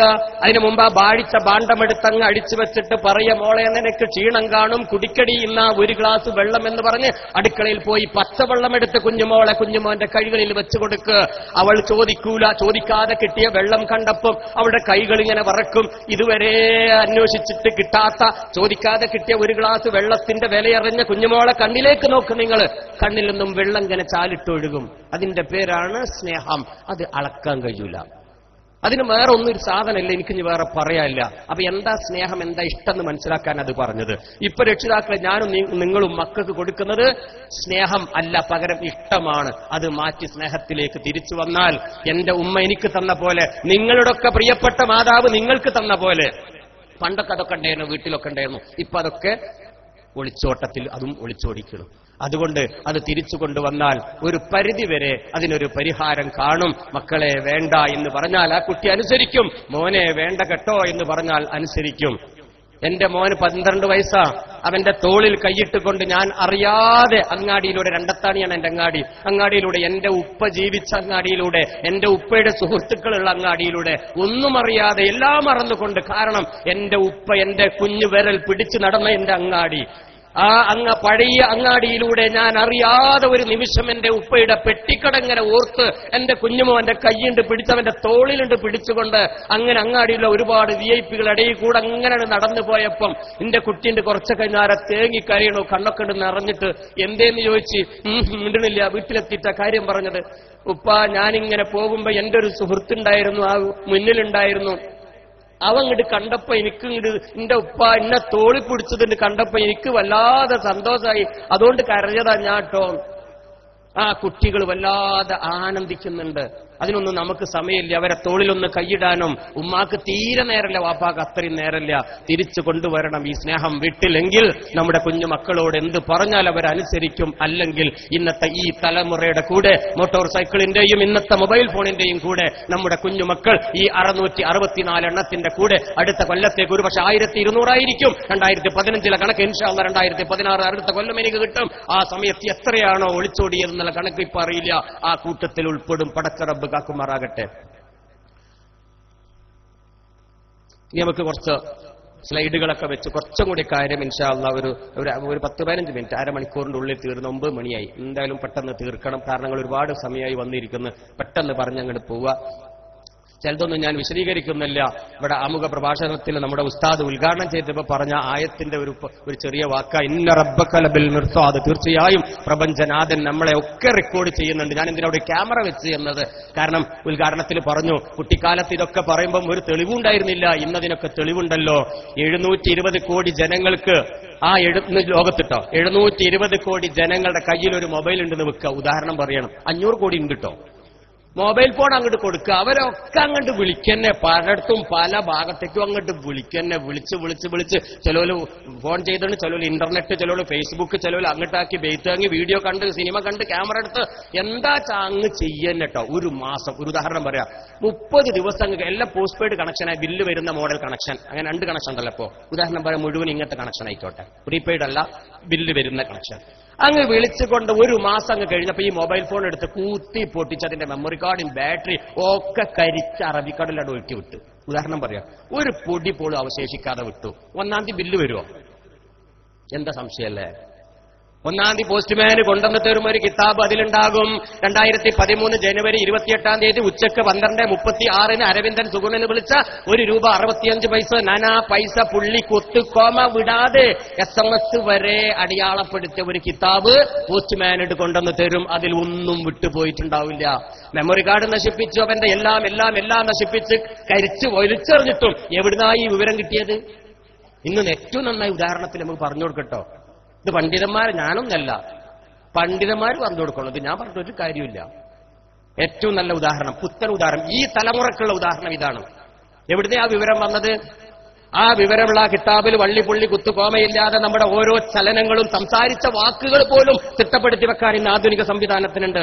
ഏത് കോണിൽ നിന്ന് എവിടേക്കാ വിളിച്ചത്, എത്ര സമയമാ വിളിച്ചത്, എത്ര രൂപയായി, എവിടുത്തുകാരനാ വിളിച്ചത്, അമേരിക്കയിലെ ഏത് കോണിലേക്കാ, അവന്റെ ജോലി എന്ത്, അവന്റെ വിശേഷണങ്ങൾ എന്ത് എന്ന് വരെ പ്രിന്റ് ചെയ്ത് അയക്കാനുള്ള സംവിധാനം ഇന്ന് ഭൂമിയിലുണ്ട്. ആ കിതാബ് വാങ്ങാതെ ഇരുന്നാൽ, ആ പൈസ അടക്കാതിരുന്നാൽ പടച്ചോൻ തീയിലിടും. അല്ല, പോലീസ് പിടിച്ചുകൊണ്ടുപോയി അറസ്റ്റ് ചെയ്തും ജയിലിലടക്കും. ബില്ലടച്ചില്ലെങ്കിൽ അങ്ങനെയല്ലേ നമ്മുടെ നാട്ടിൽ നടക്കുന്ന കാര്യമാണ്. വളരെ ഈസിയായി നമുക്ക് ഈ കാര്യങ്ങൾ ബന്ധിപ്പിച്ചു കൊടുക്കാം. ഇതുപോലത്തെ പുത്തൻ ഉദാഹരണങ്ങൾ പറഞ്ഞിട്ട് വേണം ഇന്നത്തെ ഈ തലമുറക്ക് ഒരു ബുദ്ധി വെക്കൂ, അല്ലെങ്കിൽ അവർ ആ പഴഞ്ചനായിട്ട് നിൽക്കും. ഒരു എന്റെ വീട്ടിൽ നിന്ന് ഞാൻ പറഞ്ഞതാ, മുറ്റത്തെ മുല്ലക്ക് മണമില്ല മോനെന്തോ പറഞ്ഞ എന്നോട്. ഉടനെ ഞാൻ പറഞ്ഞു, മുറ്റത്തെ മുല്ലക്ക് മണമല്ല. ഉടനെ തന്നെ മോൻ മറുപടി പറയാ, നല്ലൊരു സ്പ്രേ അങ്ങോട്ട് അടിച്ചുടപ്പാണ്. എന്തെത്താ പറയാ അല്ലേ? ഉടനെ സാധനം മാറ്റിട്ട് പറഞ്ഞ്, മുറ്റത്തെ ടവറിന് സിഗ്നലില്ല, അത് ശരിയാവും എന്ന് പറഞ്ഞപ്പോ ഈ കുട്ടികൾക്ക് അതേ മനസ്സിലാവുള്ളൂ. ഇന്നത്തെ ഈ തലമുറയാണ്. അതുകൊണ്ട് പുത്തൻ ഉദാഹരണങ്ങൾ കൊണ്ടുവരണം. അതിൽ ഏറ്റവും നല്ല ഉദാഹരണങ്ങളാണ് ഇന്ന റബ്ബക ലബിൽ മിർസാദ്, തീർച്ചയായും പ്രപഞ്ചനാഥൻ നമ്മുടെ ഓരോ ചലനങ്ങളും അപ്പപ്പ തിട്ടപ്പെടുത്തി വെക്കുന്നുണ്ട്. ഞാൻ നടക്കുന്നതും ഇരിക്കുന്നതും സഞ്ചരിക്കുന്നതുമായ വാക്കുകൾ മുഴുവനും ഇന്ന് റെക്കോർഡ് ചെയ്തു വെക്കാനുള്ള ആധുനിക സംവിധാനം ഇന്ന് ഭൂമിയിൽ പല ഭാഗത്തും പല ടവറുകളായും പല കമ്പ്യൂട്ടറായും വിന്യസിച്ചിട്ടുണ്ട്. 18,000 കിലോമീറ്റർ മുകളിലെ സാറ്റലൈറ്റ് ഉപഗ്രഹത്തിൽ നിന്നും ഭൂമിയിലൂടെ നടക്കുന്ന മുഴുവനും മനുഷ്യരെ ഏത് കോണിലേക്കാ പോകുന്നത്, എപ്പോഴാ ഇവർ ഉറങ്ങുന്നതെന്ന് വരെയുള്ള കാണാനുള്ള സംവിധാനമുണ്ട്. അതാണ് നിങ്ങൾ ഈ കാണുന്ന ക്യാമറ, സാറ്റലൈറ്റ് ക്യാമറ ഇപ്പൊ കാണുന്നത് ഒക്കെ ഉള്ളതാണ്. ഭൂമിയിൽ പ്രവർത്തിക്കുന്ന എത്രയെന്നറിയോ? 18,000 കിലോമീറ്റർ. ഒന്നാം ആകാശം തന്നെയാണ് കേട്ടോ, രണ്ടാം ആകാശം എത്തിയിട്ടില്ല, അവിടെ എത്തിയില്ല മനുഷ്യൻ, ഒന്ന് തന്നെ. നാസയുടെ ബഹിരാകാശ ഗവേഷണ കേന്ദ്രത്തിലും അപ്പുറം. നാസക കിടക്കുന്നത് ഏകദേശം ഒരു 10-40 കിലോമീറ്ററിന്റെ അപ്പുറം, അതിലും അപ്പുറം 100 കിലോമീറ്റർ മാക്സിമം നാസ വരുള്ളൂ. അതിലും 18,000 കിലോമീറ്ററിന് അപ്പുറത്ത് ഭൂമിയിലൂടെ സഞ്ചരിക്കുന്ന മുഴുവൻ ചരാചരങ്ങളെയും, ഉറുമ്പിനെ പോലും അങ്ങനെ പറയാം, ഒരു ഉറുമ്പിന്റെ ജീവചരിത്രം വരെ ക്യാമറയിൽ ഒപ്പിയെടുക്കാൻ, അതിന്റെ തുമ്പിക്കൈയുടെ വണ്ണം എത്ര, അത് എത്ര വർഷം ജീവിക്കും, അത് എന്ത് ഭക്ഷണമാ കഴിക്കുന്നത്, അത് എപ്പോഴാ ഉറങ്ങുന്നത്, ഒരു എറുമ്പിന്റെ കാര്യം പറഞ്ഞു കേട്ടോ, അതുവരെ കറക്റ്റായി ഒപ്പിയെടുക്കാനുള്ള സാങ്കേതിക വിദ്യയിലാണ് നമ്മളൊക്കെ ഇന്ന് ജീവിക്കുന്നത്. എന്നിട്ടാണ് ഒരു മനുഷ്യൻ എവിടെയെങ്കിലും മിസ്സായാൽ, കാണാനില്ല എന്ന് പറഞ്ഞാൽ മൊബൈൽ ഫോണും ടവർ ഉപയോഗിച്ച് ആളെ കണ്ടെത്താം. കള്ളനെ പിടിക്കുന്നത് മൊബൈൽ കൂടിയാ, കൊലപാതകം കണ്ടുപിടിക്കുന്നത് മൊബൈൽ ഫോണിലാണ്. 664 പെൺകുട്ടികളെ കാണാനില്ല എന്നിട്ട് അവരെ തിരിച്ചു കൊണ്ടുവന്നതും മൊബൈൽ ഫോൺ കൂടിയാണ്. ഈ 664 ഒരു കുട്ടിയുടെ കഥ പറഞ്ഞു തരാൻ, ഒറ്റ ആളെ. എന്റെ പീടികയിൽ 9ാം ക്ലാസ്സിലെ ഒരു ഉമ്മ, ആ കുട്ടിയപ്പോ 9ാം ക്ലാസ്സിലെ ഉമ്മ കുഞ്ഞിനെ കയ്യും പിടിച്ചു വന്ന് കോട്ടക്കൽ ചെങ്കോട്ടിൽ മൊബൈൽ ഫോൺ വിൽക്കുന്ന ഷോറൂം എനിക്ക്. ഞാൻ കംപ്ലീറ്റ് അതിന്റെ തിന്മയപ്പോ പറയുന്നത് കേട്ടോ. അതിന്റെ വിൽപ്പനപ്പോ കൊളായിക്കോട്ടെ, എന്നാലും എന്താ അറിയില്ല, പഠിച്ചോ കാര്യങ്ങളൊക്കെ എളുപ്പമാക്കി തരുന്നുണ്ട്. അങ്ങനെ വന്നിട്ട് ഈ ഉമ്മ പറയാണ്, മോളെ അക്ക് ഏതാടി വേണ്ടത്? ഉമ്മ അങ്ങനെ ചൂണ്ടിക്കൊടുത്ത് മോളും അങ്ങനെ ചൂണ്ടി അവസാനം മോള് കാണിച്ചു, അതാ ഗാലക്സി S4 തോണ്ടിക്കളിക്കുന്ന ഏറ്റവും അഡ്വാൻസ്ഡ് 1,00,000 ഉറുപ്പിയുടെ ഒരു ഫോൺ തന്നെ ആയിക്കോട്ടെ ഉമ്മ എനിക്ക്. പക്ഷെ ഉമ്മ ബുദ്ധിയുള്ള ഉമ്മയായിരുന്നു. ഉമ്മക്കല്ല ബുദ്ധി. ഉമ്മ പറയും, എനിക്ക് ഇപ്പൊ വാങ്ങിത്തരൂല, 10ാം ക്ലാസ്സിലേക്ക് ജയിച്ച് 10 A+ എനിക്ക് കൊടുത്ത് കാണിച്ചു താ, അപ്പൊ ഞാൻ വാങ്ങിത്തരും. ബുദ്ധിയുള്ള ഉമ്മ അങ്ങനെയാണ്. അങ്ങനെ ഉമ്മ പോയി അവിടുന്ന്. അങ്ങനെ 10 A+മായി അങ്ങനെ കിട്ടിയ കുട്ടിനേറ്റ് വാക്കുപാലിച്ചു. മോള് വാക്കുപാലിച്ചു, 10 A+ കിട്ടി. അങ്ങനെ ഉമ്മ വാക്കുപാലിക്കണം. അങ്ങനെ ഞങ്ങളുടെ ഓഫീസിൽ വന്നു, കൊണ്ടുപോയി ഒരു ഗാലക്സി S4 50,000 ഉറുപ്പിയുടെ ഫോൺ അങ്ങ് വാങ്ങിക്കൊണ്ടുപോയി. ഞാൻ അറിയുന്ന കുടുംബമായതുകൊണ്ട് നമുക്ക് ഈ കഥ അറിയുന്നത്. അങ്ങനെ പോയി മോള് 11ലേക്ക് ജയിച്ചു, മീൻസ് ക്ലാസ് അഡ്മിഷൻ കിട്ടി. സയൻസ് ഗ്രൂപ്പിൽ എഞ്ചിനീയർ ആവണം, ഡോക്ടർ ആവണം, ഒരുപാട് സ്വപ്നങ്ങളാ. 11ാം ക്ലാസ്സിൽ ജയിച്ചു, നല്ല മാർക്ക്. 12ാം ക്ലാസ്സിലേക്ക് ജയിച്ചു, നല്ല മാർക്ക്. ഫൈനൽ പരീക്ഷയുടെ തൊട്ടടുത്ത് 1 മാസത്തിന്റെ മുമ്പ് ഈ കുഞ്ഞിനെ കാണാനില്ല. 664ന്റെ കൂട്ടത്തിൽ അവളും ഒളിച്ചോടി. ഈ പാവം ഉമ്മ സങ്കടപ്പെട്ടു. സ്കൂളിൽ പോയി അന്വേഷിച്ചപ്പോ മാഷ് പറഞ്ഞു, അതാ അപ്പുറത്തുള്ളൊരു ആൺകുട്ടി ഇങ്ങനെ തോണ്ടിക്കളിച്ചിരുന്നു, ഇപ്പുറത്ത് ഈ പെൺകുട്ടി ഇടക്കിടക്ക് തോണ്ടലുണ്ട്. അങ്ങനെ ഇവർ രണ്ടുപേരും കൂടി തോണ്ടി എവിടെയൊക്കെ തോണ്ടി ഒളിച്ചോടിയിട്ടുണ്ട്. അന്വേഷിച്ചു. സൈബർ പോലീസിലെത്തി മലപ്പുറം ജില്ലയിലെ. അവർ തോണ്ടി നോക്കി, കണ്ടു. ഒക്കെ തോണ്ടലാണ്. ഇപ്പൊ തോണ്ടിയ കാണും. പണ്ടൊക്കെയാണ് ഈ മറ്റേ എന്താണ് അമ്പലത്തിലും പള്ളിയിലൊക്കെ പോയിട്ടുണ്ടല്ലോ മന്ത്രിച്ച് പുതിച്ച് തോണ്ടലൊക്കെ. ഇപ്പൊ ഓടി പോണ്ട, സ്വന്തം വീട്ടിൽ എടുക്കുന്നത് മൊബൈലിൽ ഒരൊറ്റ തോണ്ടല സംഗതിയൊക്കെ കാണും. അങ്ങനെ ആ പോലീസുകാർ അവിടെ ഇരുന്ന് അങ്ങ് തോണ്ടി. 2 കുട്ടികളും കൂടെ വളരെ സുന്ദരമായി മംഗലാപുരത്തൊരു ലോഡ്ജ് മുറിയിൽ തോണ്ടിക്കളിക്കണു. വളരെ രസമായിട്ട് അവരിന്ന് തോണ്ടിക്കളിക്കണു. കണ്ടു, ഇവിടെ കണ്ടു, ഒക്കെ കാണും. ഫോണേറ്റെല്ലാം മുങ്ങിക്കണത് എന്തായാലും കാണും. അപ്പൊ ഇനി കുട്ടികൾക്ക് വിചാരിക്കണം, ഇനി പോകുമ്പോ ഫോൺ ഉപേക്ഷിച്ച് പോണല്ലേ. ഞാൻ സമയന്റെ അവസാനം പറഞ്ഞുതരാം, എങ്ങനെ രക്ഷപ്പെടാ വിളിച്ചോടാന്നും കൂടി പറഞ്ഞു കൊടുക്കലുണ്ട്. നിങ്ങൾക്ക് ഇരിക്കണി പറഞ്ഞുതരില്ലെങ്കിൽ ഇൻഷാ അല്ലാഹ് വേറൊരു സമയത്ത് ആക്കാം. ഏതായാലും അന്വേഷിച്ചു. പാവം വാപ്പയും ഉമ്മയും ഒരുപാട് ബേജാറായി. വാപ്പ ഗൾഫിലായിരുന്നു. ഓടി വന്ന് രണ്ടുപേരും കൂടി അന്വേഷണം തുടങ്ങി. എന്റെ കുഞ്ഞിനെ കാണില്ലല്ലോ എന്ന് പറഞ്ഞ് കരയാൻ തുടങ്ങി. എവിടെ? ഈ പെരുന്തള്ള കൊടുത്തതല്ലേ ഈ സാധനം. എന്നിട്ടാ കരയണത്. അങ്ങനെയായി അവസാനം അതാ സ്വന്തം പിതാവിന്റെ മൊബൈൽ ഫോണിലേക്ക് കുഞ്ഞുമോളുടെ ഒരു മെസ്സേജ്, വാട്സപ്പ് മെസ്സേജ്. അറിയാലോ വാട്സപ്പ് എന്താ ഞാൻ പറയണ്ടല്ലോ. ഒരു സന്ദേശം ഇങ്ങോട്ട് വന്ന്. എന്താ സന്ദേശം എന്നറിയോ? കൺഗ്രാജുലേഷൻ മിസ്റ്റർ ഫാദർ, എന്റെ പ്രിയപ്പെട്ട തന്തയ്ക്ക് അഭിനന്ദനങ്ങൾ. അങ്ങനെ വേണം കുട്ടിയായി. ഇംഗ്ലീഷ് മീഡിയമാണേ. അങ്ങനെ മിസ്റ്റർ തന്ത എന്നൊക്കെ പറയും കുട്ടിയോള്. മിസ്റ്റർ ഫാദർ കേട്ടോ, അത് എന്താണ് ഇംഗ്ലീഷിൽ അങ്ങനെ പറയാം, മലയാളത്തിൽ പറയരുത്, അടി കിട്ടും. മിസ്റ്റർ തന്തക്ക് അഭിനന്ദനം. അതിന്റെ മലയാളം പറയണേ.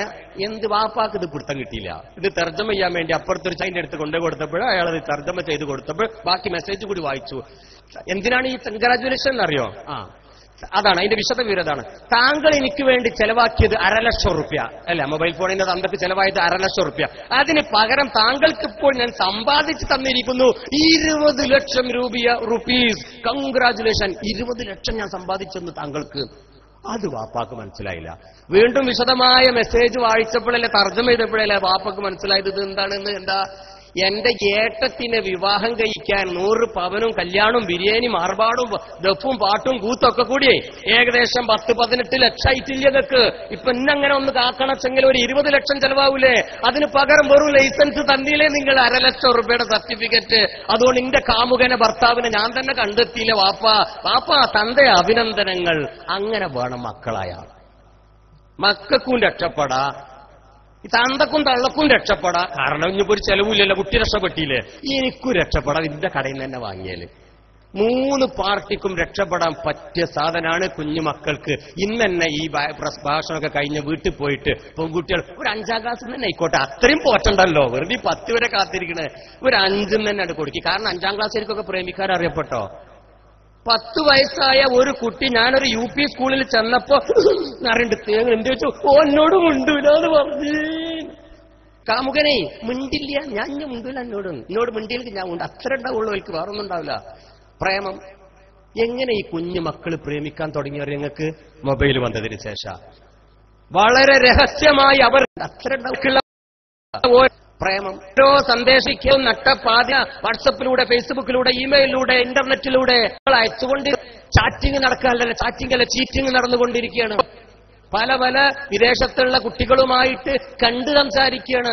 നഗ്ന ചിത്രങ്ങൾ പോലും, വൃത്തികെട്ട ചിത്രങ്ങൾ പോലും കുഞ്ഞു മക്കൾ കുറെ സമയം കണ്ടു കഴിഞ്ഞാൽ അവർക്ക് അനുരാഗം വരുമെന്നും അവരുടെ ഹോർമോൺ പ്രവർത്തിക്കുമെന്നും അവർ ഒളിച്ചോടപ്പെടുമെന്നും തട്ടിക്കൊണ്ടുപോകലാകുമെന്നും ആധുനിക സയൻസ് രേഖപ്പെടുത്തിയിട്ട് ഡോക്ടർമാർ പറയാൻ തുടങ്ങിയിട്ടുണ്ട്. ചെറിയ കുട്ടികൾ 10ാം ക്ലാസ് 10 വയസ്സുള്ള കുട്ടികൾക്ക് വരെ അനുരാഗവും പ്രേമവും ഒളിച്ചോട്ടം പഠിക്കുന്നത് ആധുനിക ടെക്നോളജിയായ മൊബൈൽ ഫോണിലെ നീലചിത്രങ്ങൾ വഴിയാണ് എന്ന് ഞാൻ പറയാതെ നിങ്ങൾ കേട്ടിട്ടുണ്ടാവുമല്ലോ. ഇവിടെയാണ് ചതി ഒളിഞ്ഞിരിക്കുന്നത്. എന്റെ പ്രിയപ്പെട്ട ഉമ്മമാരോട് പറയാനുള്ളത്, കുഞ്ഞു കുട്ടികളാകുമ്പോ തന്നെ ഉമ്മമാരുടെ മൊബൈൽ ഫോൺ കുട്ടികൾക്ക് കളിക്കാൻ കൊടുത്ത് കുട്ടികളെ അഡിക്ഷൻ ആക്കുകയാണ്, അടിമപ്പെടുത്തുക. കുട്ടി ഒന്ന് കരഞ്ഞാൽ കൊടുക്കുമ്പോൾ ഉമ്മ ഒരു ഫോൺ എടുത്ത് എന്നാ മിണ്ടണ്ട മോനെ മോളെ എന്നാ പിടിച്ച ഒരു ആൽബം, ഇന്നലെ ഇറങ്ങിയ ആൽബമാണ്, എനിക്ക് മറ്റോ അയച്ചു തന്നാണ്. എവിടെ അമ്മയുടെ വേറെ ഏതോ മറ്റോ അയച്ചു കൊടുത്തതായിരിക്കും, അത് ഈ മോക്ക് കൊണ്ട് കൊടുക്കും, എന്നാ വെച്ചവിടെ എനിക്ക് കാണാനും. അല്ലെങ്കിൽ ഒന്നും കെട്ടിയോൻ തന്നെ ആയിരിക്കും അയച്ചു കൊടുത്തിട്ടുണ്ടാവുക. അത് ഈ കുട്ടിക്കാട് കൊടുക്കും. കുട്ടി ആ മ്യൂസിക്കൊക്കെ കേട്ട് അങ്ങനെ ഇരുന്ന് പിറ്റേ ദിവസം കുട്ടിക്കാരും വേറെ ആൽബല്ലേ ഇപ്പൊ വായിച്ചു ഇപ്പൊ ശരിയാക്കി തരാറുണ്ട് വാട്സപ്പ് ആൽബം. അങ്ങനെ ഡെയിലി കുട്ടിക്ക് താണ്ട് കൊടുത്തു കഴിഞ്ഞാൽ കുട്ടി എന്നേക്കുമായി അഡിക്ഷനായി ലഹരിയായി അടിമപ്പെട്ടു. അങ്ങനെ പ്രായപൂർത്തി 15ഉം 18ഉം എത്തിയാൽ ആ കുട്ടി പറയും അമ്മയോട് ഉമ്മയോട് എനിക്ക് നീ അമ്മയുടെ ഉമ്മയുടെ വാടക ഫോൺ വേണ്ട, ഒറിജിനൽ തരി, ഇല്ലെങ്കിൽ ഞാൻ ഇപ്പൊ കിണറ്റ് ചാടും, അല്ലെങ്കിൽ ഞാനിപ്പോ ആത്മഹത്യ ചെയ്യും. അപ്പം അതാണ് വാങ്ങിച്ചു കൊടുക്കും. അങ്ങനെ എത്ര കുട്ടികൾക്ക് പറ്റിയിട്ടുണ്ട്. ഇത് ഞാനിങ്ങനെ പറയുന്ന കൃത്യമായ കണക്ക്, എന്റെ പീഡിയയിൽ വന്ന കണക്ക് തന്നെ ഈ പറയുന്നതൊക്കെ. എനിക്കിതൊരു വിൽപ്പനയാണ്. ഒരിക്കലും വാങ്ങിക്കൊടുക്കരുത് ഉമ്മമാരെ എന്നല്ലേ ഞാൻ നേരത്തെ പറഞ്ഞത്. എന്റെ പീഡിയതല്ല, ഒരു പീഡിയൊന്നും വാങ്ങിച്ചു കൊടുക്കരുത്. കുട്ടികളുടെ അല്പം സ്നേഹം ഉണ്ടെങ്കിൽ വാങ്ങിച്ചു കൊടുക്കരുത്. ഇല്ലേ ഇവരണ്ട് രക്ഷപ്പെട്ട് വണ്ടിയും പോലും പണ്ടാരടക്കം പൊയ്ക്കോട്ടെ എന്നാണെങ്കിൽ നിങ്ങൾ വാങ്ങിച്ചു കൊടുത്തു. നിങ്ങൾക്ക് രക്ഷപ്പെടാം, എല്ലാവർക്കും രക്ഷപ്പെടാം. എത്ര വട്ടം ഇത് പറഞ്ഞു കൊടുക്കുന്നുണ്ട് ഈ രക്ഷിതാക്കളോട്. എന്താ പിന്നെ സ്നേഹിച്ച് ഈ കുട്ടികളെ എന്തിനങ്ങനെ കൊല്ലണത്? ഇത് വിൽക്കുന്ന ആളല്ലേ ഈ പറയുന്നത്. ഒരു ഉസ്താദ് പറഞ്ഞാൽ നിങ്ങൾ വിചാരിക്കും അദ്ദേഹം കുറെ കാലമായിക്കണ് പണ്ഡിതൻ പറയാൻ തുടങ്ങിയിട്ട് നമ്മളെ പേടിപ്പിക്കുകയാണ്, അതൊക്കെ വെറുതെ പറയണം. അല്ല, ഇത് വിൽക്കുന്ന ഇതിന്റെ ഒരു എഞ്ചിനീയർ തന്നെ പറയുന്നത് കുഞ്ഞു മക്കൾക്ക് ഈ ഇത്തരം സാധനങ്ങൾ വാങ്ങിച്ചു കൊടുത്താൽ അവർ ലഹരിക്ക് അടിമപ്പെടും, അവർ ഒളിച്ചോടും, അവര് വലിയ ദുരന്തത്തിൽ പോയി ചാടും എന്നതിന് ഒരു സംശയമില്ല.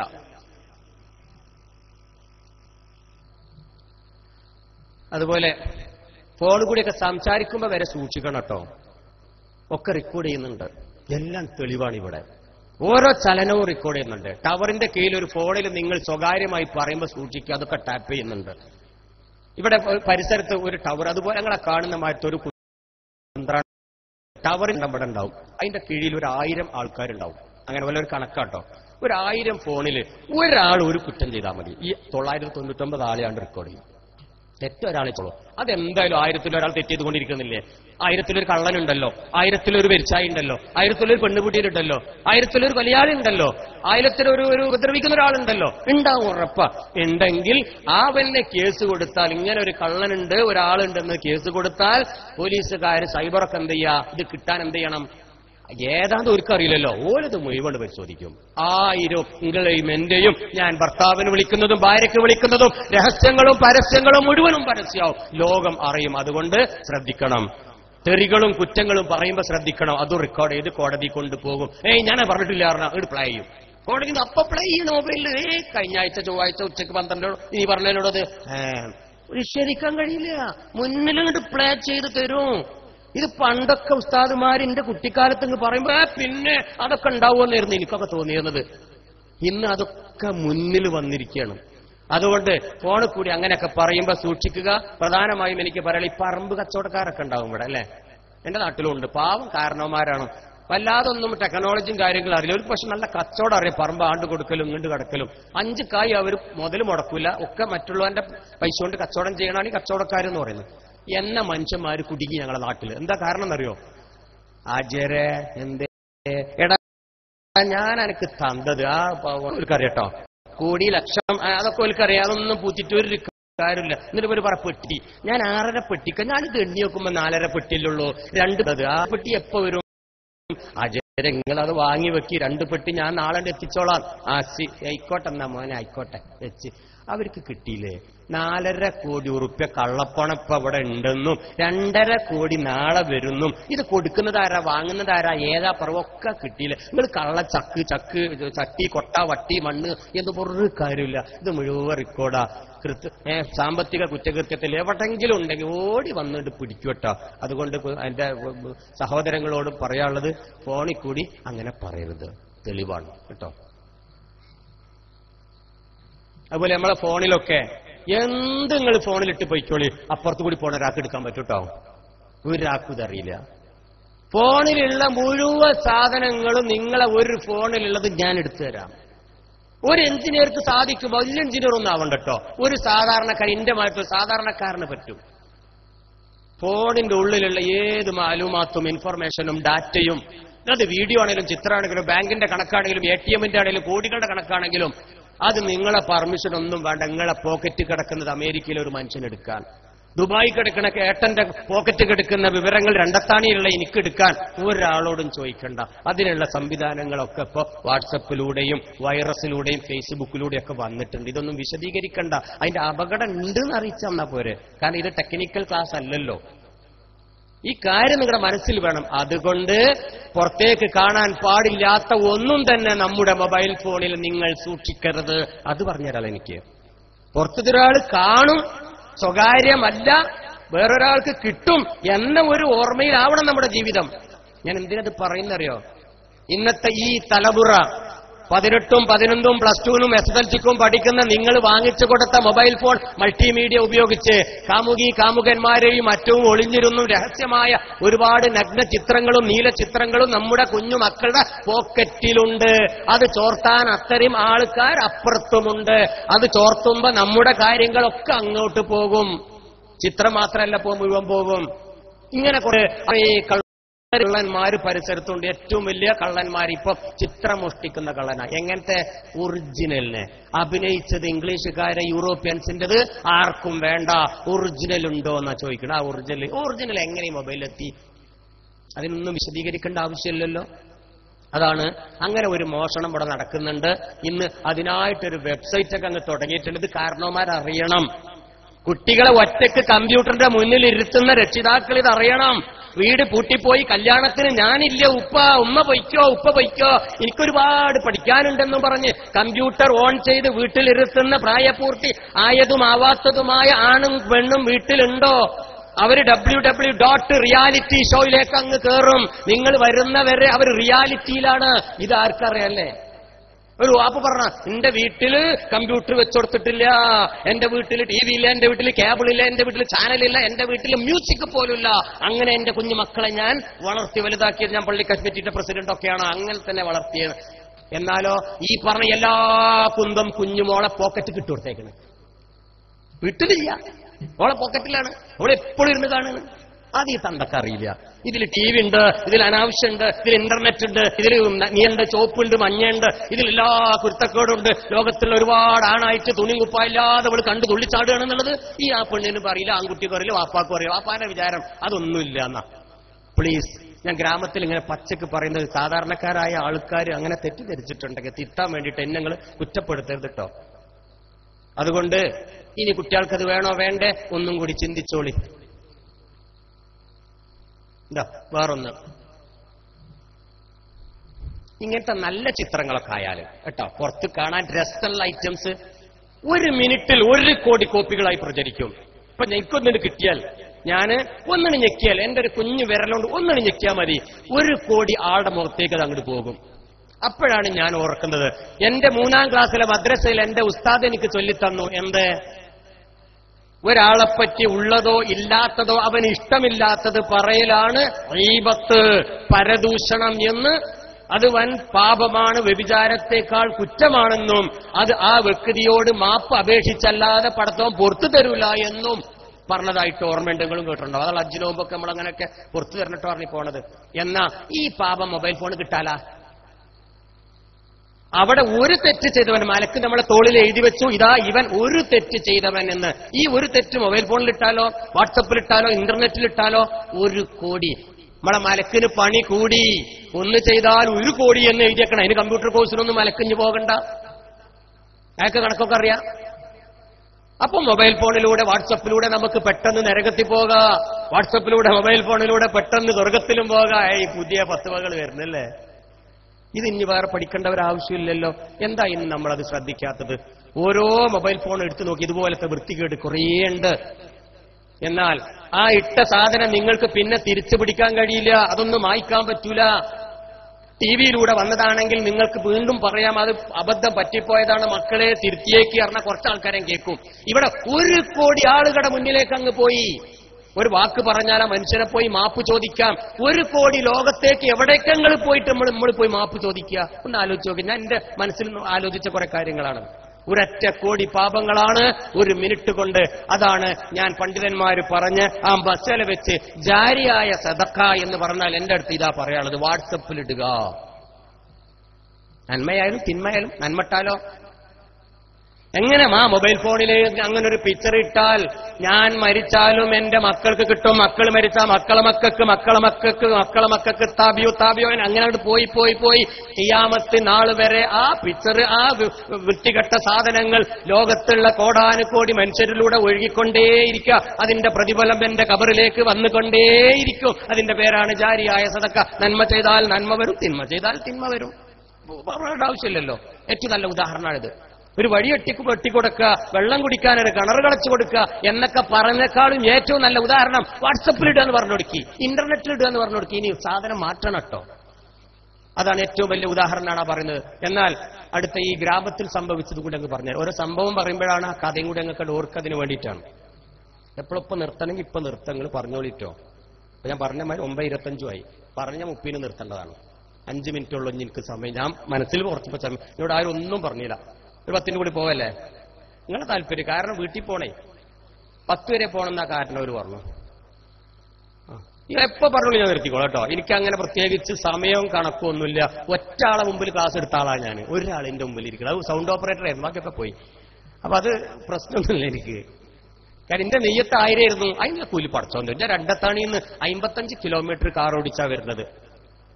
എന്തായാലും അതിനുള്ള പ്രതിഫലം പടച്ച റബ്ബ് തരും. എന്റെ ഉപ്പയുടെ വലിയൊരു സ്വപ്നമായിരുന്നു. ഒരു തലീക്കെട്ടും ഒരു തൊപ്പിയും ധരിച്ച് എന്നെയും ഒരു പള്ളി ദർസിൽ ഏൽപ്പിച്ചു. പക്ഷെ 4 ദിവസമേ ഉസ്താദിന്റെ മുന്നിൽ ഇരുന്നുള്ളൂ. ഞാൻ പടച്ചോന്നെ വേറെന്തോ കണ്ടിട്ടുണ്ടാവും. ഞാൻ എന്റെ കയറ് പറയണം. അതുകൊണ്ടായിരിക്കാം ഞാൻ ഇന്നിവിടെ വന്ന് നിൽക്കുന്നത്. അതുകൊണ്ട് എന്റെ പ്രിയപ്പെട്ട ഉപ്പാക്ക് വലിയ ഒരു ആലിമാക്കണം, ഒരു ഉസ്താദാക്കണം എന്നുള്ള വലിയ ആഗ്രഹം ഉണ്ടായിരുന്നു. പക്ഷെ അത് ഈ കോലത്തിലാണ് പറയുന്നത് മാത്രം. അൽഹംദുലില്ലാഹ് എന്റെ ഉപ്പ സന്തോഷിച്ചിരിക്കുന്നുണ്ടാവും. ഇപ്പോൾ ഖബറിൽ കടന്നിട്ട് അവിടുന്ന് പൊട്ടിച്ചിരിക്കുന്നുണ്ടാവും. ഇതിന്റെ പ്രതിഫലം പടച്ച റബ്ബ് എന്റെ ഉപ്പാന്റെ ഖബറിലേക്ക് എത്തിച്ചു കൊടുക്കട്ടെ. അതല്ലേ നമുക്കിനി ബാക്കിയുള്ള ഉമ്മാക്കും ബാപ്പാക്കും ചെയ്യാൻ അത്രയല്ലേ ഉണ്ടാവുള്ളൂ. അപ്പോ ഇതുപോലെ ഒരു ക്ലാസ്സൊക്കെ കഴിഞ്ഞ് ഈ പാവം പുറത്തേക്ക് അങ്ങോട്ട് ഇറങ്ങിയപ്പോ ഒരു സഹോദരൻ അങ്ങോട്ട് കൈ പിടിച്ചൊരു സൈഡിൽ കണ്ട് കൊണ്ടുപോയി. എന്നോട് ചോദിച്ചു, നിങ്ങൾ അറിഞ്ഞില്ലേ ആ ദുരന്തം ഇവിടെയാണല്ലോ? മോനെ ഒന്ന് പറഞ്ഞുകൊണ്ടാന്ന് ഞാൻ കേട്ടിട്ടുണ്ട്, ഒന്നും കൂടി പറഞ്ഞുകൊണ്ടാന്ന് പറഞ്ഞ ആ സഹോദരൻ നേരേക്കും ആ ഗ്രാമത്തിൽ നിന്നുകൊണ്ട് ദുരന്തം നടന്ന ഭൂമിയിലൊന്ന് പറഞ്ഞതായി പറയുന്നത്. അയാൾ പറയാ, അയാള് ആ മനുഷ്യൻ പേരൊന്നും ഇവിടെ പറയില്ല, ഗ്രാമം പറയില്ല, ഒരു മനുഷ്യൻ അങ്ങനെ കൂട്ട. ആ സഹോദരൻ ഗൾഫിലായിരുന്നു. 10 കൊല്ലമായി ഗൾഫിൽ ജോലി ചെയ്യുന്നു. എല്ലാ വർഷവും അയാൾ നാട്ടിലേക്ക് വരും. സുമുഖനും സുന്ദരനുമായ ഒരു ചെറുപ്പക്കാരൻ, ഉപ്പ ഉമ്മ, നല്ല ദീനീബോധമുള്ള നല്ല കുടുംബം, സാമ്പത്തികമായും വിദ്യാഭ്യാസപരമായും ഉയർന്ന തന്റേടമുള്ള ഒരു യുവാവ്. അദ്ദേഹത്തിന് പെണ്ണ് കെട്ടണം. 10-25 വയസ്സ് കഴിഞ്ഞു. അവസാനം ഒരു പെൺകുട്ടിയെ ഇഷ്ടായി. പല കുട്ടിയെയും പോയി നോക്കി അവസാനം 9ാമത്തെ വരെയുള്ള കുട്ടിയെ ഇഷ്ടായി. വിവാഹം കഴിഞ്ഞു. അവരൊരുമിച്ച് ജീവിക്കാൻ തുടങ്ങി. 1 മാസം ലീവുണ്ട്. അവരിങ്ങനെ പോകുന്നതും വരുന്നതും കണ്ടപ്പോൾ അയൽവാസികൾ പറയാൻ തുടങ്ങി, എന്തൊരു ചാർച്ച, എന്തൊരു ജോഡി, ആ ഉപ്പയുടെ ഭാഗ്യം, ആ ഉമ്മയുടെ ഭാഗ്യം തന്നെ. ദീനിയായ കുട്ടി, അന്തസ്സും മര്യാദക്കും ജീവിക്കുന്ന നല്ലൊരു കുടുംബം, ഒരു റോൾ മോഡൽ എന്നൊക്കെ പറഞ്ഞിരുന്നത്. പക്ഷേ 30 ദിവസം അവർ ഒരുമിച്ച് ജീവിച്ചു. അങ്ങനെ വരൻ സഹോദരൻ ഗൾഫിലേക്ക് പോകുന്ന സമയത്ത് ഭാര്യയോട് പറഞ്ഞു, എന്നെ നിനക്ക് കാണണമെങ്കിൽ നമുക്കിനി ഒരുമിച്ച് കാണാൻ മറ്റു മാർഗങ്ങളൊന്നുമില്ല, തുറക്ക് എന്റെ മൊബൈൽ ഫോൺ. തുറന്നു. 2 പേരെ മൊബൈൽ ഫോണും തുറന്നു പിടിച്ചു. പലതും അവർ കാണിച്ചു. പല ചിത്രങ്ങളും അദ്ദേഹം പകർത്തി. അതുമായി പോയി നേരെ ഗൾഫിലേക്ക്. എന്തിന്? അവിടെ നിന്ന് കാണാൻ, എപ്പോഴെങ്കിലും തോന്നുമ്പോ ഒന്ന് നോക്കാൻ. കുപ്പായം തുണി ഉള്ളതും ഇല്ലാത്തതുമായ പല ചിത്രങ്ങളും അവരങ്ങ് പകർത്തി വിദേശത്തേക്ക് അങ്ങ് കൊണ്ടുപോയി നിൽക്കുന്ന സമയത്ത് അതാ തന്റെ സുഹൃത്തുക്കൾ ആ വീട്ടിലേക്ക്, ആ റൂമിലേക്ക് കയറി വരിക. എന്നിട്ട് ചോദിച്ചു, എവിടെ നിന്റെ ഭാര്യ കൊടുത്തുവിട്ട സമ്മാനം, എവിടെ ലവ്ഡി, എവിടെ ജിലേബി, എവിടെ കല്യാണ പാർട്ടി? എനിക്ക് കിട്ടിയിട്ടില്ല മോനെ. എടാ പെട്ടിയിലുണ്ട്, എല്ലാം ഞാൻ തരാം, ഞാനൊന്ന് കുളിക്കട്ടെ എന്നും പറഞ്ഞ് ആ സഹോദരങ്ങൾ ആ സിറ്റ് ഔട്ടിൽ തന്നെ ഇരുന്ന് ഇവൻ ബാത്റൂമിൽ കയറി കുളിച്ചുകൊണ്ടിരിക്കുമ്പോ ആ സഹോദരൻ കുളിക്കാൻ കയറുമ്പോ മൊബൈൽ ഫോൺ എവിടെ വെക്കല്? ടേബിളിൽ അവിടെ വെച്ചു. ഒരു നിമിഷ നേരത്തെ അശ്രദ്ധ ടേബിളിൽ അവിടെ വെച്ചു. തന്റെ സുഹൃത്തുക്കൾ ഓരോന്നായി അതിന്റെ മെനുവിലൂടെ കടന്നു ചെന്ന് ഓരോ ചിത്രവും കണ്ട് ഞെട്ടിത്തെരിച്ചു. പരസ്പരം അങ്ങ് ഷെയർ ചെയ്തു. പെൺകുട്ടിയെ മുഖം അവർക്ക് തിരിച്ചറിയില്ല, ഭാര്യയാണെന്നറിയില്ല. ഇവനെ മനസ്സിലായി പെൺകുട്ടിയാണെന്ന് തെറ്റിദ്ധരിച്ച് അവർ ആ ചിത്രങ്ങൾ അങ്ങ് ഷെയർ ചെയ്തു. നല്ല റിയാലിറ്റി ഷോ ഇതുപോലെ ഷെയർ ചെയ്താൽ 1 മിനിറ്റിനുള്ളിൽ 1 കോടി കോപ്പികളാകുമെന്ന് ഇപ്പൊ നമ്മൾ പഠിച്ചിരിക്കുകയാണ്. അതും ഇവിടെ സംഭവിച്ചു. ഒന്നും അറിയാതെ തല തുടച്ചുകൊണ്ട് സഹോദരൻ പുറത്തേക്ക് വരുന്ന സമയത്തതാ മൊബൈൽ ഫോൺ ബെല്ലടിക്കുന്നു. ഓടി വന്ന മൊബൈൽ ഫോൺ അങ്ങ് ചെവിയിൽ വെച്ച സമയത്ത് അതാ നാട്ടിൽ നിന്നും ഈ പെൺകുട്ടിയുടെ ഭാര്യയുടെ ആങ്ങള ബ്രദർ ഇൻ ലോ അളിയനാണ് വിളിക്കുന്നത്. അളിയാ, താനി എന്ത് മണ്ടത്തരമാടോ ഈ ചെയ്യുന്നത്? എന്റെ കുഞ്ഞു പങ്ങളുടെ നീല ചിത്രങ്ങൾ നീ എന്താണ് ഈ ചെയ്യുന്നത്? എനിക്കൊരു സുഹൃത്താണ് ഇത് അയച്ചു തന്നത്. നിനക്ക് ഭ്രാന്താണടാ, നീ എന്താണ് വിചാരിച്ചതെന്ന് പറഞ്ഞപ്പം ഇവന്റെ സമനില തെറ്റി. ഇവൻ വാവിട്ട് കരഞ്ഞു. നാവുകൾ അടറിപ്പോയി. ഒന്നും ചലിക്കാൻ പറ്റാത്ത അവസ്ഥയിൽ നിൽക്കുമ്പം ഈ ഒപ്പമിരുന്ന സുഹൃത്തുക്കൾ ചോദിച്ചു, ആരാ വീട്ടിൽ നിന്ന് വിളിച്ചത്? ആരാ മരണപ്പെട്ടത്? സഹോദര, നീ സമാധാനപ്പെട്, നമുക്കതിന് വഴിയുണ്ടാക്കാം. ഒരു മരണ വാർത്ത കേട്ടതിനേക്കാളും സീരിയസ്. മിണ്ടാൻ പറ്റിയില്ല. അങ്ങനെ അവസാനം അങ്ങ് ഇരുന്ന് കൈയിങ്ങനെ വറക്കായിരുന്നത്രേ. ആ സമയത്ത് അത വരുന്നു രണ്ടാമത്തെ കോൾ. പ്രിയപ്പെട്ട ഉപ്പയുടെ കോളാ. ഇവന്റെ ഉപ്പയുടെ കോള്. ഉപ്പാന്റെ കോൾ അങ്ങ് ചെവിയിൽ വെച്ച് വറക്കുന്ന കൈകളോടെ ചെവിയിൽ വെച്ചപ്പം പ്രിയപ്പെട്ട പിതാവ് നാട്ടിൽ നിന്ന് പറഞ്ഞത്, മോനെ, ഇന്ന് കാലത്ത് 8 മണിക്ക് നിന്റെ പ്രിയപ്പെട്ട ഭാര്യ ഇതാ ഫാനിൽ കെട്ടിത്തൂങ്ങി മരിച്ചിരിക്കുന്നു. അവളുടെ ഫോണിലേക്ക് ഏതോ ഒരു ചിത്രം വന്നുവെത്രേ. നീ വന്നല്ലാതെ ഈ മയ്യത്ത് താഴെ ഇറക്കൂല എന്ന് പോലീസുകാർ പറഞ്ഞിരിക്കുന്നു. മോനെ, നിനക്ക് വരാൻ കഴിയോടാ? ഇത് കേട്ടവുടനെ ഒരു ഭ്രാന്തനെ പോലെ ആ സഹോദരൻ ആ വീട് വിട്ടൊരു ഓട്ടമാ. നാഷണൽ ഹൈവേ, അവിടുത്തെ ഗൾഫിലെ ഹൈവേ റോഡ് അങ്ങ് ക്രോസ് ചെയ്യുന്ന സമയത്ത് അത് വരുന്നു ഒരു കാറ്. ഒരു പൊട്ടലും ഒരു തലയോട്ടി ഉരുണ്ടുപോകുന്ന ശബ്ദവുമാണ് തൊട്ടടിയിരിക്കുന്ന സഹോദരങ്ങൾ കണ്ടത്. എന്താ സംഭവിച്ചതെന്ന് ആർക്കും ഒന്നും അറിയില്ല. നാട്ടിൽ ഒരു മരണം, അവിടെ ഗൾഫിൽ ഒരു മരണം. ഞാൻ ചോദിക്കട്ടെ, ഈ സഹോദരത്തിന് വിവരമില്ലാത്തത് കൊണ്ടാണോ? ബുദ്ധിയില്ലാത്തത് കൊണ്ടാണോ? ആ പെൺകുട്ടിക്ക് അറിവില്ലാത്തത് കൊണ്ട് സംഭവിച്ചതാണോ? അല്ല, ഒരു നിമിഷ നേരത്തെ അശ്രദ്ധ. അതുകൊണ്ട് എന്റെ സഹോദരിമാരോട്, എന്റെ കല്യാണം കഴിച്ച് ഈ ഇന്നത്തെ ഇളമുറയോട് എനിക്ക് പറയാനുള്ളത്, മൊബൈൽ ഫോണിൽ കൊണ്ട് നിങ്ങൾ ഇതുപോലത്തെ ചെയ്തികൾ ചെയ്യില്ല. പടച്ച റബ്ബ് ഭൂമിയിൽ തന്നെ ശിക്ഷ തരുമെന്ന് പറഞ്ഞു കേട്ടിട്ടുണ്ട്. നാം ചെയ്യുന്നതിന്റെ പ്രതിഫലം ഒരു പക്ഷേ റബ്ബ് ഭൂമിയിൽ തന്നെ ജീവിച്ചിരിക്കുമ്പോൾ തന്നെ പരീക്ഷിക്കുമെന്ന് കേട്ടിട്ടുണ്ട്. അതായിരിക്കും ഇത്. പാവം 4-5 കൊല്ലം കഴിഞ്ഞു. ആ മാതാവും പിതാവും ഇന്നും കണ്ണീരോടെ വീട്ടിൽ കാത്തിരിക്കുക. എന്റെ പ്രിയപ്പെട്ട മകനൊരു പോറൽ പോലും ഏൽക്കരുത് നാഥാ. എന്റെ കുഞ്ഞിന്ന് വരും, നാളെ വരും. അറിയിച്ചിട്ടില്ലത്രേ, അറിയിച്ചിട്ടില്ല. ഇന്ന് വരും, നാളെ വരും എന്നും പറഞ്ഞ് സമനില തെറ്റിക്കൊണ്ട് ആ പാവം ഉപ്പയും ഉമ്മയും ഇന്ന് വീട്ടിലിരിക്കുക. അതുകൊണ്ട് ഈ ഒരു ദുരന്തം എന്റെ പ്രിയപ്പെട്ട കുടുംബ സദസ്സിൽ ഒരാർക്കും ഉണ്ടാകരുത്. അതിനു വേണ്ടിയിട്ടായി എളിയവൻ ഇങ്ങനെ വാവിട്ട് കരഞ്ഞു പറയുന്നത്. മൊബൈൽ ഫോണിന്റെ ദുരന്തം ഇവിടം കൊണ്ട് അവസാനിക്കുന്നില്ല. നമ്മൾ എത്രയോ കേട്ടതാ. എത്രയോ ആത്മഹത്യകൾ, എത്രയോ കൊലപാതകങ്ങൾ, എത്രയോ കുഞ്ഞുങ്ങൾ ഒളിച്ചോടിക്കൊണ്ടിരിക്കുന്നു, എത്രയോ നല്ല കുടുംബങ്ങൾ തകർന്നുകൊണ്ടിരിക്കുന്നു. ഇനിയും എന്തേ ഇതിന്റെ പുറത്ത് പ്രേമിച്ച് കെട്ടിപ്പിടിച്ച് പോകണോ നമുക്ക്? അതുകൊണ്ട് എന്റെ പ്രിയപ്പെട്ട സഹോദരിമാരെ, തമാശക്ക് പോലും ഭർത്താവ് പറഞ്ഞാൽ പോലും, ഭാര്യ പറഞ്ഞാൽ പോലും, തമാശക്ക് പോലും സ്വന്തം കയ്യിലുള്ള അല്ലെങ്കിൽ മറ്റു മൊബൈൽ ഫോണിലോ നമ്മുടെ കാണാൻ പാടില്ലാത്ത ചിത്രങ്ങൾ നിങ്ങൾ പകർത്തരുതേ. അങ്ങനെ പകർത്തിക്കഴിഞ്ഞാൽ സെക്കൻഡുകൾ മതി, നിങ്ങൾ പുറത്തേക്ക് കൊടുക്കണ്ട. ചുറ്റുഭാഗം കള്ളന്മാരുണ്ട്, നുഴഞ്ഞു കയറ്റക്കാരുണ്ട്, ഹാക്കേഴ്സ് എന്നാണ് ഇംഗ്ലീഷിൽ പഠിക്കുക. അത്തരം കള്ളന്മാർ അത്തരം ചിത്രത്തെ മനസ്സിലാക്കിക്കൊണ്ട് നിങ്ങളുടെ പോക്കറ്റിൽ കിടക്കുന്ന മൊബൈൽ ഫോണിൽ നിന്നും അവരത് ഊറ്റിക്കൊണ്ടുപോയി ഇന്റർനെറ്റിൽ പബ്ലിഷ് ചെയ്യും. നമ്മുടെ തലയുള്ള, നമ്മുടെ പാവന്റെ ഉമ്മയുടെയും പെങ്ങന്മാരുടെയും ഫോട്ടോ ഇന്ന് ഇന്റർനെറ്റിൽ വിലസുന്നത് എത്രയോ ചെറുപ്പക്കാര് കണ്ട് ആസ്വദിച്ചു കൊണ്ടിരിക്കുക. എങ്ങനെ എത്തി അവിടെ? ഇന്ന് നമ്മളെ കാരണന്മാർക്കറിയോ അങ്ങനെ ഒരു ലോകമുണ്ടെന്ന്? ഈ ലോകത്തത് നടക്കുന്നുണ്ട്. ഇലക്ട്രോണിക് ലോകം മറക്കണ്ട. ഈ ലോകം എന്ന വെബ്സൈറ്റിലെ നീല ചിത്രങ്ങളിലൂടെ നമ്മുടെ പെങ്ങന്മാർ, ഉമ്മമാർ, അമ്മമാരുടെ തലകൾ ഓരോന്നും ഓടിക്കൊണ്ടിരിക്കുന്നുണ്ട്. യൂറോപ്പിന്റെയും അമേരിക്കയുടെയും ചിത്രങ്ങൾ നമ്മുടെ കുഞ്ഞുമക്കൾക്ക് വേണ്ടത്രേ. പകരം ഇന്നത്തെ ഗ്രാമത്തിലെ നാടൻ പെണ്ണുങ്ങളുടെ, നാടൻ ആണുങ്ങളുടെ, സ്ത്രീകളുടെ നഗ്ന ചിത്രം മതിയെന്ന് 10ാം ക്ലാസ്സുകാരനും 9ാം ക്ലാസ്സുകാരിയും ഉറക്കെ പറയാൻ തുടങ്ങിയ സമയ ഇതൊക്കെ. എന്നിട്ടും നമ്മൾ കണ്ടില്ല, കേട്ടില്ല എന്ന് വെക്കുക. ഇങ്ങനെ പോയാൽ നമ്മുടെ ലോകത്തിന്റെ ദുരന്തം എവിടേക്കാ പോകുക? ഒന്ന് ചിന്തിച്ചു നോക്കുക. അതൊക്കെ ചിന്തിച്ചത് കൊണ്ടാ ഒരു നിമിഷമെങ്കിലും ഞാൻ എന്റെ കുറച്ച് സമയം ഇതിനു വേണ്ടി ചെലവാക്കുന്നത്. അതുകൊണ്ട് എന്റെ സ്ഥാപനത്തിന് ഒരു പോറൽ പോലും ഏൽക്കുന്നില്ല. എനിക്കിതിന്റെ കച്ചവടമാ പണി, ഇതെനിക്കെന്റെ റിപ്പയറാ പണി. ഒരുപാട് ആയിരക്കണക്കിന് ആളുകൾ ഇന്ന് റിപ്പയർ ചെയ്യുക. ആ റിപ്പയർ ചെയ്യുന്ന നല്ല മനസ്സിന്റെ ഉടമകളാ എനിക്കിതൊക്കെ പറഞ്ഞു തരുന്നത്. ഇന്നലെ കിട്ടിയ ചിത്രം, മിനിഞ്ഞാന്ന് കിട്ടിയ ചിത്രം, അതോടൊപ്പം ഇപ്പതാ വേറൊരു വണ്ടിയും വലിയ വന്നിട്ടുണ്ട്. പറഞ്ഞുതരാം.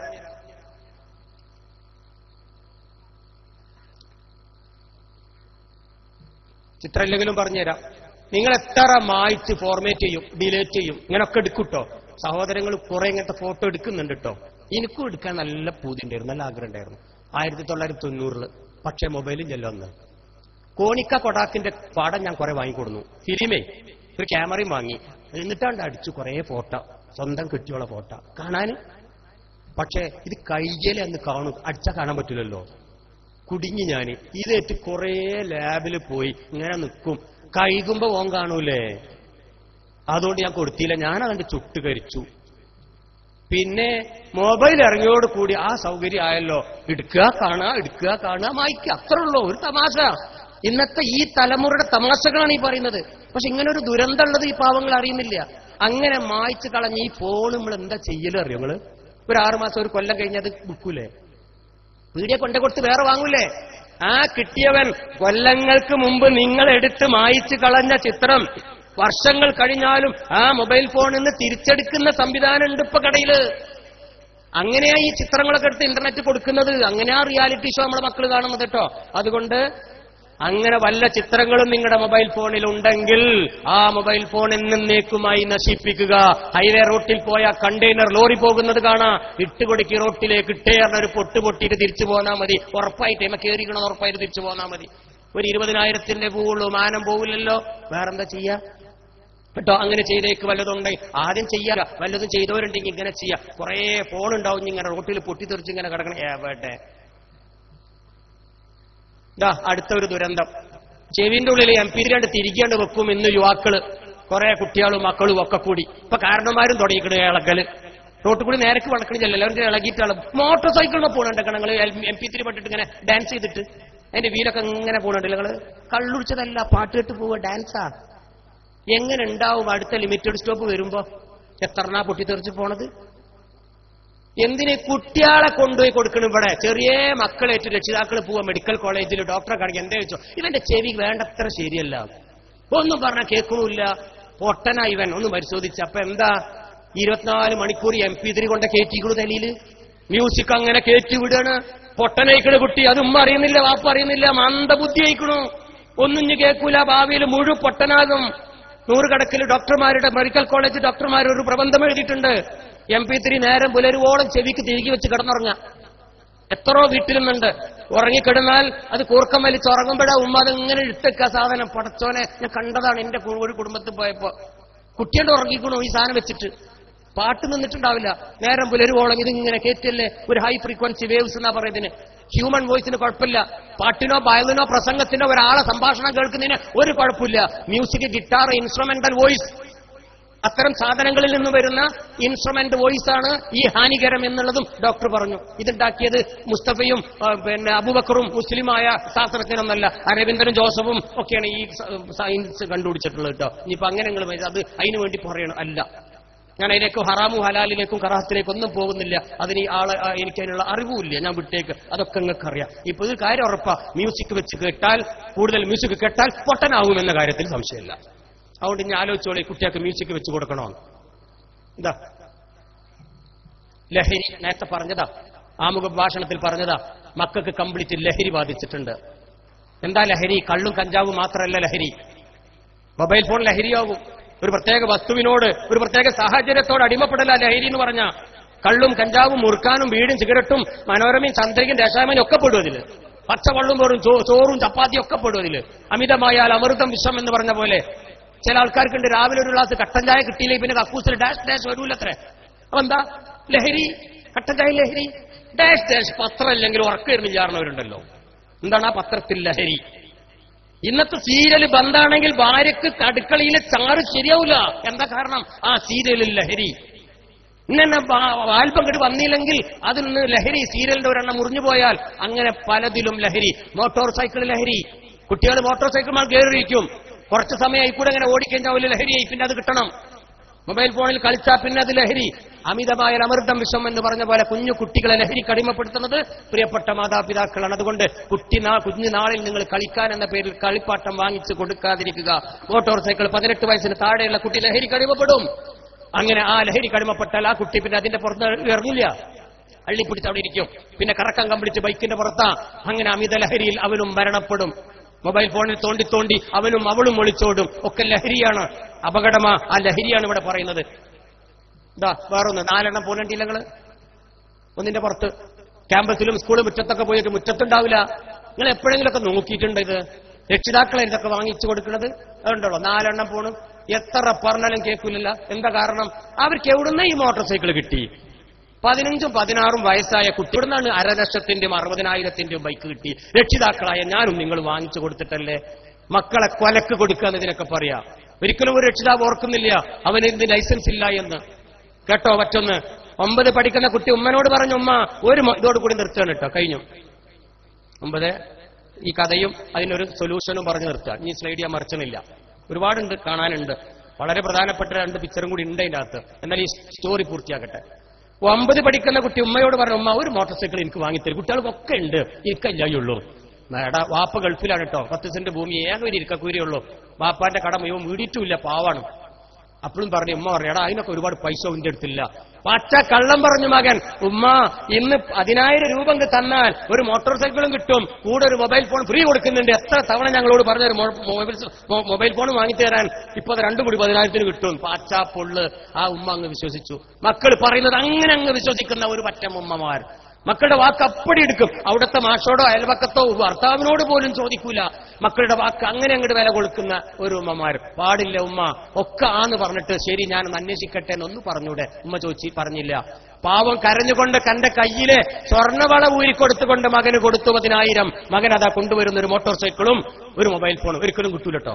അതുമായിട്ട് ഇങ്ങനെ കറങ്ങാൻ തുടങ്ങി. 5-6 മാസം കറങ്ങി. കുറെ സുഹൃത്തുക്കൾ വരുന്നേ പോണ് കളിക്കണ. ഉമ്മ ഉറ്റത്തോടെ പറഞ്ഞു, അവൻ മിടുക്കനാ, വാപ്പാനക്കായും ബുദ്ധിയൊക്കെ ഉണ്ട്. ഏതായാലും 5-6 മാസം പിന്നിട്ടു. അതാ ആ കുഞ്ഞുമോൻ ഒരു മോട്ടോർ സൈക്കിൾ അതാ ഒരു KSRTC-ന്റെ ചുവട്ടിലേക്ക് പോയി. KSRTC-യുമായി കൂട്ടിയിടിച്ച് മരിച്ചില്ല, ബോധം നഷ്ടപ്പെട്ടു, ആശുപത്രിയിലേക്ക് കൊടുന്നു. വാപ്പയെ വിവരറിയിച്ചു. വാപ്പയും ഓടി വന്ന് ഉമ്മയും വാപ്പയും മുഖത്തോട് മുഖം നോക്കി പൊട്ടിക്കരയാൻ തുടങ്ങി. കുഞ്ഞുമോന്റെ വിരലൊന്ന് ചലിക്കുന്നത് നോക്കി ആ പ്രിയപ്പെട്ട മാതാവും പിതാവും കരഞ്ഞു. ഡോക്ടർ പറഞ്ഞു, ഒപ്പിട്ട് തരി, ഞാൻ ഓപ്പറേറ്റ് ചെയ്ത് നോക്കട്ടെ. അങ്ങനെ ഡോക്ടർ ഇയാൾ ഒപ്പിട്ട് കൊടുത്ത് ഡോക്ടർ ഓപ്പറേറ്റ് ചെയ്തു. സുബ്ഹാനല്ലാഹ്. ആക്കിന്ന് കീറി പൊളിച്ച് നോക്കുന്ന സമയത്ത് അണ്ണാക്കില് തൊണ്ടക്കുഴിയിൽ 10 പാക്കറ്റ് പാൻപരാഗായിരുന്നു കിടന്നിരുന്നത്. ലഹരി ചേർത്ത, മദ്യം ചേർത്ത, മയക്കുമരുന്ന് ചേർത്ത ലഹരി, കെമിക്കൽ ലഹരി ചേർത്തിയ പാൻപരാഗ് 10 എണ്ണം. കുട്ടി എത്രാം ക്ലാസ് തുടങ്ങിയെന്ന് ആർക്കും അറിയില്ല. ഇപ്പൊ 10 കുട്ടിയുടെ ഡോസ്. ഇതെല്ലാം കൂടി വിഴുങ്ങി അണ്ണാക്കിൽ കുടുങ്ങിയവന്റെ ലഹരിയില അവൻ അപകടം സംഭവിച്ചത്. ഡോക്ടർ പറഞ്ഞു, എനിക്കൊന്നും ചെയ്യാനില്ല, നിങ്ങൾ പ്രാർത്ഥിച്ചുകൊള്ളുക എന്ന്. ഇത് കണ്ട കുട്ടികൾ തന്റെ സുഹൃത്തുക്കൾ ഇങ്ങനെ കണ്ടിങ്ങനെ പോവാ ICU-ല്. അതാ കുഞ്ഞുമോന്റെ കണ്ണിന്ന് വെള്ളം ഇങ്ങനെ ഒഴുകണ്. ഒന്നും മിണ്ടാതെ ഇളകാതെ ചലിക്കാതെ കടുക്കുന്ന കുട്ടിന്റെ കണ്ണിലിതാ വെള്ളം വരുന്നു. ഡോക്ടറെ അതെന്താന്ന് ചോദിച്ചപ്പം ഡോക്ടർ പറയാ, അവനെല്ലാം കാണുന്നുണ്ട്, അവനെല്ലാം കേൾക്കുന്നുണ്ട്, അവൻ വാവിട്ട് കരയാണിപ്പോ. പൊന്നുമ്മയെ ചതിക്കരുത് മക്കളെ, ഞാൻ അമിത ലഹരിയിൽ ഉമ്മാനെ വഞ്ചിച്ച് ഞാനിതാ മോട്ടോർ സൈക്കിളിൽ അപകടം സംഭവിച്ചു ഇഞ്ചിഞ്ചായി മരണപ്പെട്ടുകൊണ്ടിരിക്കുക. എന്റെ ഉമ്മയതാ കരയണോ, എന്റെ ഉമ്മയതാ പൊട്ടിക്കരയണോ, എനിക്ക് താങ്ങാൻ പറ്റുന്നില്ല. അതുകൊണ്ട് നിങ്ങൾ ആരും ഉമ്മയെ വഞ്ചിക്കരുത് കേട്ടോ എന്ന് വാവിട്ട് കരഞ്ഞ് പറയുന്നുണ്ടാവും. ചലനശേഷി നഷ്ടപ്പെട്ടത് കൊണ്ട് കണ്ണുനീർത്തുള്ളികൾ മാത്രം പുറത്തേക്ക് വന്നത്. കഴിഞ്ഞില്ല, 30 ദിവസം അങ്ങ് കഴിഞ്ഞു. ആ മോനങ്ങ് മരിച്ചു. ഒന്നും ചെയ്യാൻ പറ്റില്ല, മറവ് ചെയ്ത്. വാപ്പയുടെ സമനില തെറ്റി. വാപ്പ കേൾപ്പിക്കൊന്നും പോണില്ല പറഞ്ഞു. മുഖത്തോട് മുഖം നോക്കി വീട്ടിലിരുന്നു. 6 മാസം പിന്നിട്ടു. ആ വീട്ടിലേക്ക് അത് 2-3 ഗുണ്ടകൾ കയറി വന്നു. എന്നിട്ട് പറഞ്ഞു, ഞങ്ങൾ ഈ മോട്ടോർ സൈക്കിൾ ജപ്തി ചെയ്യാൻ വന്നതാ. ആ ഉമ്മ പറയാ, 10,000 രൂപ കൊണ്ട് എന്റെ മോ വാങ്ങിയത്, അതെന്തിനാ നിങ്ങൾ ജപ്തി ചെയ്യണം? അപ്പോഴാ പറഞ്ഞത് ഉണ്ടകൾ, 55,000 രൂപയാണ് തള്ളേ ഈ മോട്ടോർ സൈക്കിളിന്റെ വില. 45,000 രൂപ ഞങ്ങളുടെ ബ്ലേഡ് കമ്പനിയിൽ നിന്ന് പലിശക്ക് കൊടുത്തതാ. എല്ലാ മാസവും 3,000 രൂപ പലിശ അടക്കമടക്കാമെന്ന് നിങ്ങളുടെ മോഹം ഒപ്പിട്ടിട്ടുണ്ട്. ഞങ്ങൾക്ക് 6 മാസമായി ആ ഇൻസ്റ്റാൾമെന്റ് തുക കിട്ടിയിട്ടില്ല. മോ മരിച്ചത് നിങ്ങൾ അറിഞ്ഞില്ലേ എന്നും പറഞ്ഞ് ആ ഉമ്മയും ഉപ്പയും പൊട്ടിക്കരഞ്ഞു. ഞങ്ങൾക്ക് മരണം, ഞങ്ങൾക്ക് പുല്ലുവിലയാ, ഞങ്ങൾക്ക് ഞങ്ങളുടെ സമ്പത്താ വലുത്, ഞങ്ങൾ കൊണ്ടുപോകുന്നു പറഞ്ഞ മോട്ടോർ സൈക്കിളേറ്റ് അങ്ങ് കൊണ്ടുപോയി. അപ്പോഴാണ് ആ ഒരുമ്പട്ട തന്ത ഓർക്കുന്നത്, എന്റെ കുട്ടിക്ക് ഇങ്ങനൊരു ദുരന്തമുണ്ടായിരുന്നു എന്ന്. ഓടിയ ഉപ്പ, ഞാൻ തന്ത എന്ന് പറയുന്നത് അങ്ങനെ തന്നെ, ഉപ്പയുടെ അശ്രദ്ധക്കുറവാ. ഞാനാണെങ്കിൽ ഞാൻ തന്നെ അതിന്റെ ഉത്തരവാദി. നേരെ സ്കൂളിലേക്ക് ചെന്ന് ഹെഡ്മാസ്റ്ററോട് വിളിച്ചു, എന്താണ് ഞാൻ ഇന്നെ മോനാന്ന് പറഞ്ഞേക്കാന് ഗെറ്റ് ഔട്ട് എന്നും പറഞ്ഞ് ആട്ടി പുറത്താക്കിയിട്ട് ആ HM പറഞ്ഞ മറുപടി എന്താണെന്നറിയോ? എത്ര തവണ വാണിംഗ് ലെറ്റർ തന്നു, ആ ബൈക്കുമായി കൊണ്ടുവരരുത്, മോട്ടോർ സൈക്കിൾ പാടില്ല, മൊബൈൽ ഫോൺ പാടില്ല എന്ന്. എന്നിട്ട് എന്തേ നിങ്ങൾ ആരെങ്കിലും അത് അന്വേഷിക്കാൻ ഈ മുറ്റത്തേക്ക് കടന്നു വന്നോ? നിങ്ങളുടെ മകൻ ആ തോണ്ടിക്കളിക്കണ മൊബൈൽ ഫോണിലൂടെ 100 കണക്കിന് കുട്ടികളെ ബ്ലൂ ഫിലിം വിറ്റ കാശ് കൊണ്ടല്ലേ അവൻ മദ്യപിച്ചത്, പാൻപരാഗ് ഓടിച്ചത്, അവന്റെ മോട്ടോർ സൈക്കിൾ എണ്ണ ഒഴിച്ചത്, അവന്റെ തോണ്ടിക്കളിക്കണ മൊബൈൽ റീചാർജ് കൂപ്പൺ നിറച്ചത്. അവൻ 3000 രൂപ എല്ലാ മാസവും ഉണ്ടാക്കുന്ന കാശ് എങ്ങനെയാണെന്ന് ഒരു നിമിഷ നേരം നിങ്ങൾ ആലോചിച്ചിട്ടുണ്ടോ? ഇപ്പോഴാ അന്വേഷിച്ചു വന്നത്. മരിച്ചതാണ് ഞങ്ങളുടെ ഏറ്റവും വലിയ സന്തോഷം. എത്രയോ കുട്ടികളിൽ ഇനിയെങ്കിലും ഞങ്ങൾക്ക് രക്ഷപ്പെടുത്താമല്ലോ പറഞ്ഞ് ആട്ടി ഓടിപ്പിച്ചു വിട്ടു. കരഞ്ഞുകൊണ്ട് വീട്ടിൽ വന്ന് മുഖത്തോട് മുഖം നോക്കി പൊട്ടിക്കരഞ്ഞു. മാനവം പോയി, സമ്പത്ത് പോയി, എന്റെ കുഞ്ഞിന്റെ ജീവനും പോയി. ഇനി ഈ ഭൂമിയിൽ എന്താണ് തമ്പുരാനെ അടുത്ത ശിക്ഷ എന്ന് പറഞ്ഞ ആ ചങ്ങായി കരയാൻ തുടങ്ങി. 6 മാസം പിന്നിട്ടു. അത് വരുന്നൊരു പോലീസ് വാഹനം ആ വീട്ടിലേക്ക് ആകെ തട്ടിത്തെരിച്ചു പോയി. എന്ത് ഈ വീട് ജപ്തി ചെയ്യാൻ വന്നതാണെന്ന്. ആ ഉപ്പയും ഉമ്മയും അകത്തുനിന്ന് പുറത്തേക്ക് ഇറങ്ങി പറഞ്ഞു കരഞ്ഞുകൊണ്ട്, 1 ഉറുപ്പ് ഞങ്ങൾ ആർക്കും കൊടുക്കാനില്ലല്ലോ, പിന്നെന്തിനു ജപ്തി ചെയ്യണമെന്ന്. പോലീസുകാർ പറഞ്ഞ മറുപടി കേട്ടോളൂ. നിങ്ങളുടെ മകൻ ആക്സിഡന്റ് സംഭവിക്കുമ്പോൾ തൊട്ടുപുറകിൽ മറ്റൊരു കുട്ടി ഉണ്ടായിരുന്നു, 2 കുട്ടികളും കൂടി ഉണ്ടായിരുന്നു. ഒരു കുട്ടി രക്ഷപ്പെട്ടു, ഒരാൾ മരിച്ചു. ഒരാളുടെ നട്ടെല്ല് പൊട്ടി ആശുപത്രിയിൽ അടിവിറ്റ 4.5 ലക്ഷത്തോളം രൂപ ആശുപത്രി ചെലവ്. 1 രൂപ പോലും ഇൻഷുറൻസ് കമ്പനി തരില്ല എന്ന് പറഞ്ഞു. അത് നിങ്ങളടക്കണം. കാരണം നിങ്ങളുടെ മകന് ലൈസൻസ് ഇല്ലായിരുന്നു. നിങ്ങളുടെ മകൻ 18 വയസ്സ് പൂർത്തിയായിട്ടില്ല. നിങ്ങളുടെ മകൻ ഹെൽമറ്റ് വെച്ചില്ലായിരുന്നു. നിങ്ങളുടെ മകൻ ലഹരിയിലാണ് ഓടിച്ചത്, മദ്യപിച്ചാ ഓടിച്ചത്. അവന്റെ മൊബൈൽ ഫോണിൽ തോണ്ടിക്കളിച്ചുകൊണ്ടാണ് അവനെ യാത്ര ചെയ്തത്. അങ്ങനെ അപകടം. ആ നഷ്ടപരിഹാരം 8 ലക്ഷത്തോളം വരും. അത് ഇന്നടക്കണം. ഇല്ലെങ്കിൽ ഇത് ജപ്തി, അല്ലെങ്കിൽ നിങ്ങൾക്ക് ജയില്. ഇതിലേത് വേണം? അതാ കോടതി നടപടികളും. ഒരു ചങ്ങലയുമായി 2 ഉദ്യോഗസ്ഥർ താഴെ ഇറങ്ങി. ഏത് വേണം? പൊട്ടിക്കരഞ്ഞുകൊണ്ട് പറഞ്ഞു, എന്നെ ജീവിക്കാൻ അനുവദിക്ക്, ഞാൻ ജയിലിലേക്കില്ല, എനിക്കൊരു വേറെ സ്ഥലമുണ്ടെന്ന് പറഞ്ഞ് ആ ഉമ്മയെ കൈ പിടിച്ചുകൊണ്ട് ഇറങ്ങിപ്പോയത് മലപ്പുറം ജില്ലയിലെ കുറ്റിപ്പുറത്തടുത്തുള്ള തവനൂരിലെ വൃദ്ധസദനത്തിലേക്കാണ് ആ ഉമ്മയും ബാപ്പയും കയറിച്ചെന്നത്. ഇന്ന് നിങ്ങൾ പോയാൽ നിങ്ങൾക്ക് ഇന്ന് കാണാം കാലിൽ ചങ്ങല കൊണ്ട് ബന്ധിച്ച ഒരു പ്രിയപ്പെട്ട രക്ഷിതാവിനെ. അപ്പുറത്തെ വനിതാ സെല്ലിലേക്ക് പോയാൽ നിങ്ങൾക്ക് കാണാം ഒരു ഉമ്മയെ. 10ഉം 15ഉം വയസ്സായ ആൺകുട്ടികളെ കണ്ടാൽ, എന്റെ മോനെ എത്ര കാലമായടാ നിന്നെ ഞാൻ കാത്തിരിക്കുന്നു, ഇന്നെങ്കിലും എന്റെ കുഞ്ഞുമോൻ വന്നല്ലോടാ എന്നും പറഞ്ഞുകൊണ്ട് ഓടി വന്നുകൊണ്ട് മാറോട് അടച്ചുകൊണ്ട് കെട്ടിപ്പിടിച്ച് പൊട്ടിക്കരയുന്ന ഒരു മാതാവിനെ നമുക്കവിടെ കാണാം. ഒന്നേ എനിക്ക് ചോദിക്കാനുള്ളൂ, ആ മാതാവിനെയും പിതാവിനെയും വൃദ്ധസദനത്തിൽ ഏൽപ്പിച്ചതാരാ? ആ കുഞ്ഞിനെ കുറ്റപ്പെടുത്താൻ ഞാൻ ആളല്ല. ആ ഉമ്മ ചെയ്ത പണിയാ, ആ ഉപ്പ ചെയ്ത പണി എന്നല്ലേ. ബൈബിൾ പറയുമ്പോ ഞാൻ കേട്ടിട്ടുണ്ട്, നാളെ മരണപ്പെടുപ്പോ ആ കുഞ്ഞുമോനെ നേരെ മഹശറായിൽ ആ നരകക്കുണ്ടിലേക്ക് അങ്ങ് വലിച്ചെറിയുന്ന സമയത്ത് മോൻ അവിടെ വെച്ച് പറയുമത്രേ, എനിക്ക് നീലച്ചിത്രങ്ങൾ കാണാൻ കാശ് തന്നത്, എന്നെ വളർത്തി നോവിച്ച, എന്നെ വലുതാക്കിയ എന്റെ ഉമ്മയാണ്. എനിക്ക് കള്ളു കുടിക്കാൻ കാശ് തന്നത്, എല്ലാ മാസവും എനിക്ക് പണം തന്നതും, എനിക്ക് ബൈക്ക് വാങ്ങാനും മദ്യപിക്കാനും കാശ് തന്നത് എന്റെ ഉമ്മയും അപ്പയുമാ. അതുകൊണ്ട് കൊണ്ടുവരി അവരെ നരകക്കുണ്ടിന്റെ അടിത്തട്ടിലിടി, അവരെ നെഞ്ചത്ത് കയറി നിന്നിട്ടെങ്കിലും ഒരല്പം ആശ്വാസം എനിക്ക് കൊള്ളാമല്ലോ എന്ന് വാവിട്ട് കരഞ്ഞു പറയുമെന്ന് പണ്ഡിതന്മാർ ഒരുപാട് പറഞ്ഞിട്ടില്ലേ? അതിന്റെ ഏറ്റവും വലിയ ഉദാഹരണമല്ലേ. ഇനിയെങ്കിലും കുഞ്ഞുമക്കൾക്കൊരു മോട്ടോർ സൈക്കിൾ വാങ്ങിച്ചു കൊടുക്കാതിരിക്കുക, അവർക്ക് ഈ മാരകായുധം വാങ്ങിക്കൊടുക്കാതിരിക്കുക. മറ്റൊന്നും എനിക്ക് അവസരത്തിൽ പറയല്ല. വളരെ പ്രധാനപ്പെട്ട അതൊക്കെ അതിന്റെ ചിത്രങ്ങളാണ് കേട്ടോ. കുട്ടികൾ മരിക്കാൻ പോണ ചിത്ര ഒരു മരണം ഇങ്ങനെ ഇപ്പൊ നടക്കുന്നത് കാണാൻ നിങ്ങൾക്ക്. എന്റെ വീഡിയോ ഇല്ല, അത് കണ്ടോ? ഒരു മോട്ടോർ സൈക്കിളായിട്ട് മറ്റൊരു മോട്ടോർ സൈക്കിളാണ് ചവിട്ടുകയാണ്, നേരെ ഒരു കണ്ടെയ്നർ ലോറിന്റെ ഉള്ളിലാണ് കയറുകയാണ്. 3 ജീവൻ അവിടെ പൊട്ടിത്തെറിക്കുകയാണ്, ചതഞ്ഞാണ്ട് അരക്കുക. തലച്ചോറൊക്കെ ഇങ്ങനെ വിടർന്നിങ്ങനെ കിടക്കണ വീഡിയോ ഒക്കെ എന്റെ അടുത്ത് ഇട്ടാപ്പോ നിങ്ങൾ ആരും ഭക്ഷണം കഴിക്കൂല, നിങ്ങൾ ഉറക്ക് പോകും. ആ ഒരു വീഡിയോ ഞാനിപ്പോ വിടുന്നില്ല. ഉമ്മമാരാ ബോധം കെട്ട് അവിടെ വീഴും. ആ രംഗം കഴിഞ്ഞാൽ ആ പാപം ഉമ്മയും പാപ്പയും കരഞ്ഞിട്ടുണ്ട് ഒരു ഓട്ടം റോഡ് സൈഡിലേക്ക്. അപ്പൊ കാണാൻ കാക്കകൾ ഇങ്ങനെ തലച്ചോറ് കൊത്തിപ്പറിക്കാതിരിക്കാൻ ഒരു പോലീസ് കോൺസ്റ്റബിൾ അവിടെ കാവലിരിക്കും. ഒരു ഹെൽമെറ്റ് വെച്ച ആ ദുരന്തം ഒഴിവായി കിട്ടുവട്ട. എന്നിട്ട് മോർച്ചറി പോയിട്ടുണ്ട് ഒരു ചോദ്യം, ഈ കിടക്കുന്നതിൽ ഏതാണ് എന്റെ കുഞ്ഞുമോനെന്ന്. എന്താ കാരണം? അന്നിട്ട കുപ്പായത്തിന്റെ നിറം ആ ഉമ്മാക്കറിയില്ല, അന്നിട്ട പാന്റിന്റെ നിറവും അറിയില്ല, മുഖം വികൃതമാ, തിരിച്ചറിയുന്നില്ല ഹെൽമെറ്റ് ഇല്ലാത്തത് കൊണ്ട്. അപ്പോ ആ ഉമ്മ ചോദിക്കുക, ഈ കിടക്കുന്ന നിന്റെ കുട്ടി ഏതാണെന്ന് വല്ല ചോദ്യ. അതുകൊണ്ട് ഹെൽമെറ്റ് തലയിൽ കിടന്നോട്ടെ. ഈ 2 ചോദ്യം ഒഴിവായി കിട്ടും.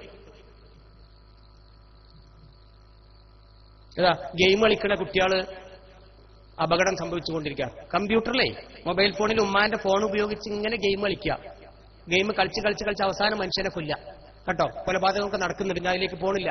അമേരിക്കയിലെ ഒരു കുട്ടി അച്ഛന്റെ റിവോൾവർ അൽമാറയിൽ കണ്ടെടുത്തു, നേരെ സ്കൂളിൽ കണ്ടു പോയി 27 പട്ടപട്ടാച്ച് വെടിയച്ചാണ്ട് കൊന്നു. കുട്ടിനെ പറ്റി അന്വേഷിച്ചപ്പോ കുട്ടി ഇത്തരം ഗെയിമുകളിൽ 1ാം റാങ്കുകാരനായിരുന്നു. അപ്പം ഒന്ന് പ്രവർത്തിച്ചു നോക്കിയതാണ്. തൂക്ക് കണ്ടപ്പോ ഓർമ്മ വന്നു കേട്ടോ. അപ്പൊ അത്തരം തൂക്കു കടാരുള്ള ഗെയിമൊക്കെ കുട്ടികൾ കളിക്കുമ്പോ ഇപ്പൊ തടയണം, നാളെ അവർ കൊലയാളിയാവും. അതാ 4 വയസ്സായ ഒരു കുട്ടി ഉമ്മനോട് ചോദിച്ചു, വാപ്പനോട് ചോദിച്ചേ, സൗദി അറേബ്യയിൽ കഴിഞ്ഞ 6 മാസം മുമ്പ് മലയാള ന്യൂസിൽ വന്നതാണ്. മലയാള ന്യൂസ് ജിദ്ദയിലെ നിങ്ങൾക്ക് പരിചയം ഉണ്ടാവും. സൗദി അറേബ്യ ജിദ്ദയിലെ മലയാളം ന്യൂസിൽ വന്ന മലയാള വാർത്ത.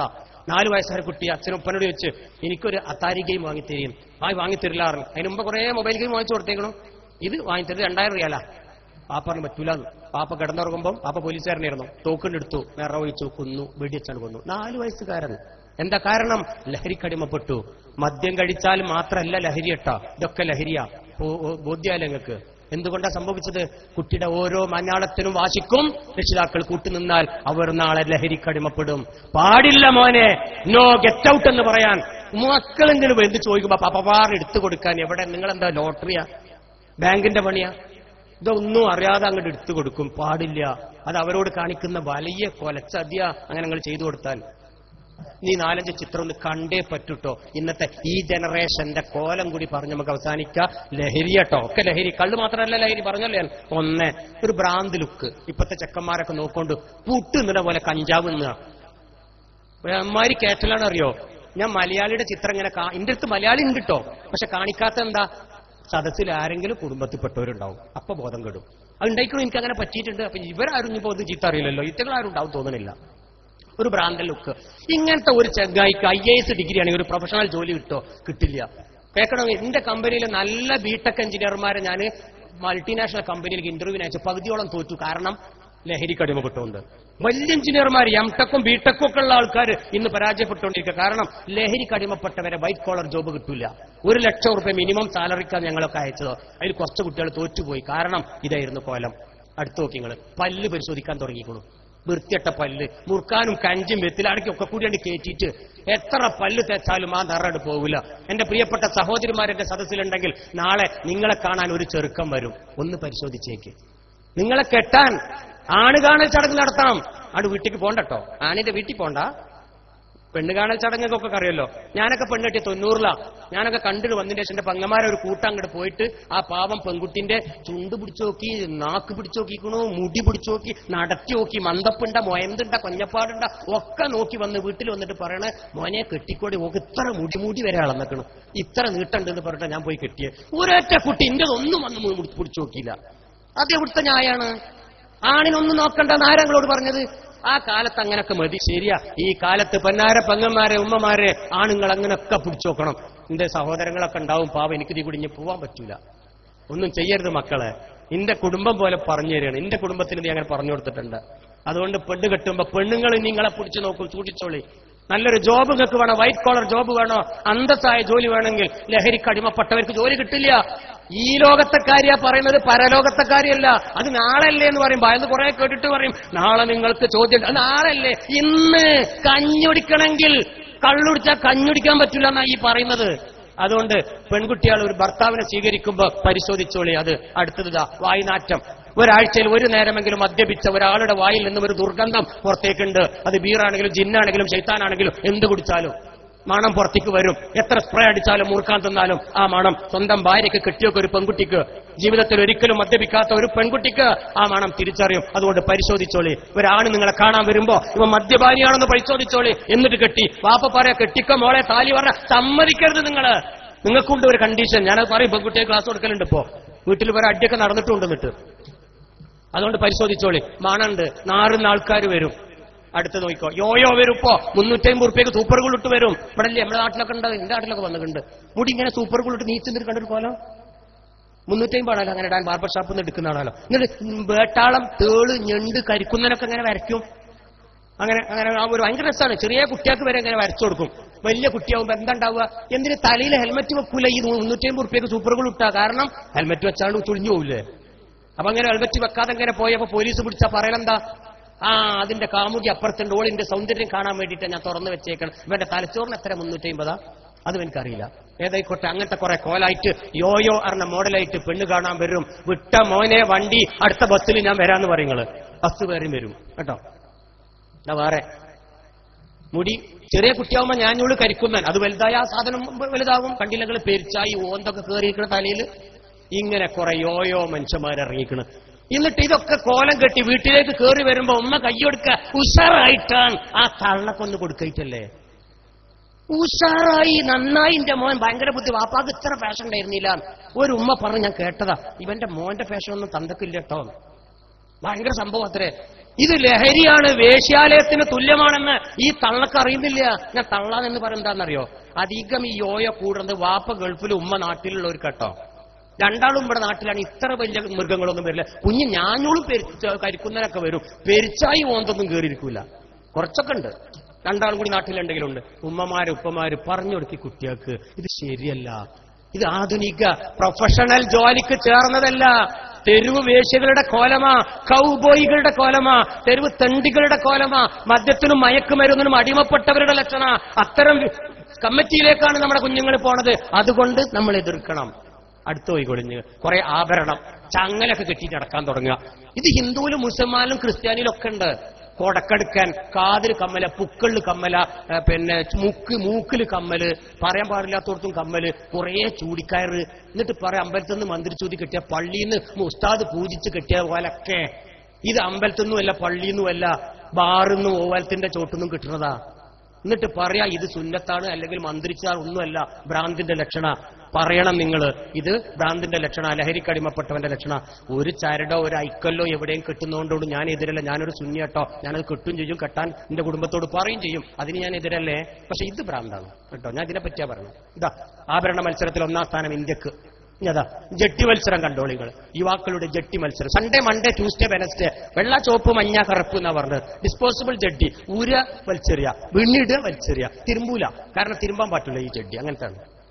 എന്നിട്ട് പുറത്തുനിന്ന് പാന്റ് ഇങ്ങനെ താഴ്ത്തും, ഇതും ഇങ്ങനെ മേലക്കും. ഇതൊക്കെ വിദേശത്താ. ഈ മലയാളത്തിന്റെ കാണങ്ങൾക്ക് കേരളത്തിന്റെ നമ്മുടെ നാടൻ കുട്ടികളുടെ ഇതാ കണ്ടോളെ. ഇതാ ഒരു പാന്റിന്റെ താഴെ കുണ്ടിക്ക് താഴെ ബെൽറ്റ് കെട്ടിയിട്ട് ഇടക്കിടക്ക് ഇങ്ങനെ വലിച്ചു കയറ്റുന്ന ഓരോ പരിപാടി. ഇങ്ങോട്ട് നോക്കാണ് നിങ്ങൾ ഇവിടെ കണ്ടിട്ടില്ലതൊന്നും. ഞങ്ങളെ നാട്ടിലുണ്ട്. ഇടക്കിടക്ക് ഇങ്ങനെ കയറ്റും. ഈ കുട്ടികൾക്ക് അപ്പിട്ടിട്ടുണ്ട് പമ്പേഴ്സ് കെട്ടിയിരുന്നല്ലോ ഒരു ആട്ടം. അടിയിലിങ്ങനെ ആ സാധനം ഇങ്ങനെ തൂങ്ങുമ്പോ എന്ന പോലെ ഇങ്ങനെ ആടുന്നതാണ്. മുട്ടിന്റെ താഴെ തുന്നി കൂട്ടിയിട്ടുണ്ട്. ഇവർക്കൊണ്ട് ഓടാനും ഒരു പട്ടിയാണ് കുരച്ച കമന്നിട്ട് വീഴോട്ട വിറ്റങ്ങള്. ബസ് കയറിനടക്കണ വലിയ 2 കാലം കൂടെ താട്ടമാണ്. ഈ ചേരും മറ്റേ കൗമേനെ തളപ്പിട്ടൊരു കയറ്റില്ലേ എന്ന മാതിരി അവർ ബസ് കയറില്ല. കണ്ടോ നിങ്ങള്? 2 പുറത്ത് ഒറ്റ ചാട്ട്. കാരണം കാലും ഇങ്ങോട്ട് അടത്താൻ പറ്റില്ല. ഞാനിങ്ങനെ ആക്കാനായിട്ട് ആക്കാൻ പറ്റില്ല. കാരണം മുട്ട് വരെ തുന്നിയിട്ടുണ്ടാവും. എവിടുന്നാണ് ഈ കോലം വന്ന് നിങ്ങൾക്കറിയോ? അത് കേട്ടോളി. ആൺവേശ്യാലയത്തിൽ നിന്ന് വന്നതാ. ആഫ്രിക്കയിലെ ആൺവേശ്യാലയം നടത്തുന്ന ഒരു പടം ഇറങ്ങി. ആ പടത്തിലെ ഈ മോഡല് അത് കണ്ട് നമ്മുടെ ഇന്ത്യയിലെ ഹിന്ദി പടത്തിൽ വന്നു. ഇന്ത്യക്കാർ കുറെ ഡൽഹി ബോംബെ ആൾക്കാർ ഈ കോലം കെട്ടി. അത് വിജയിച്ചു.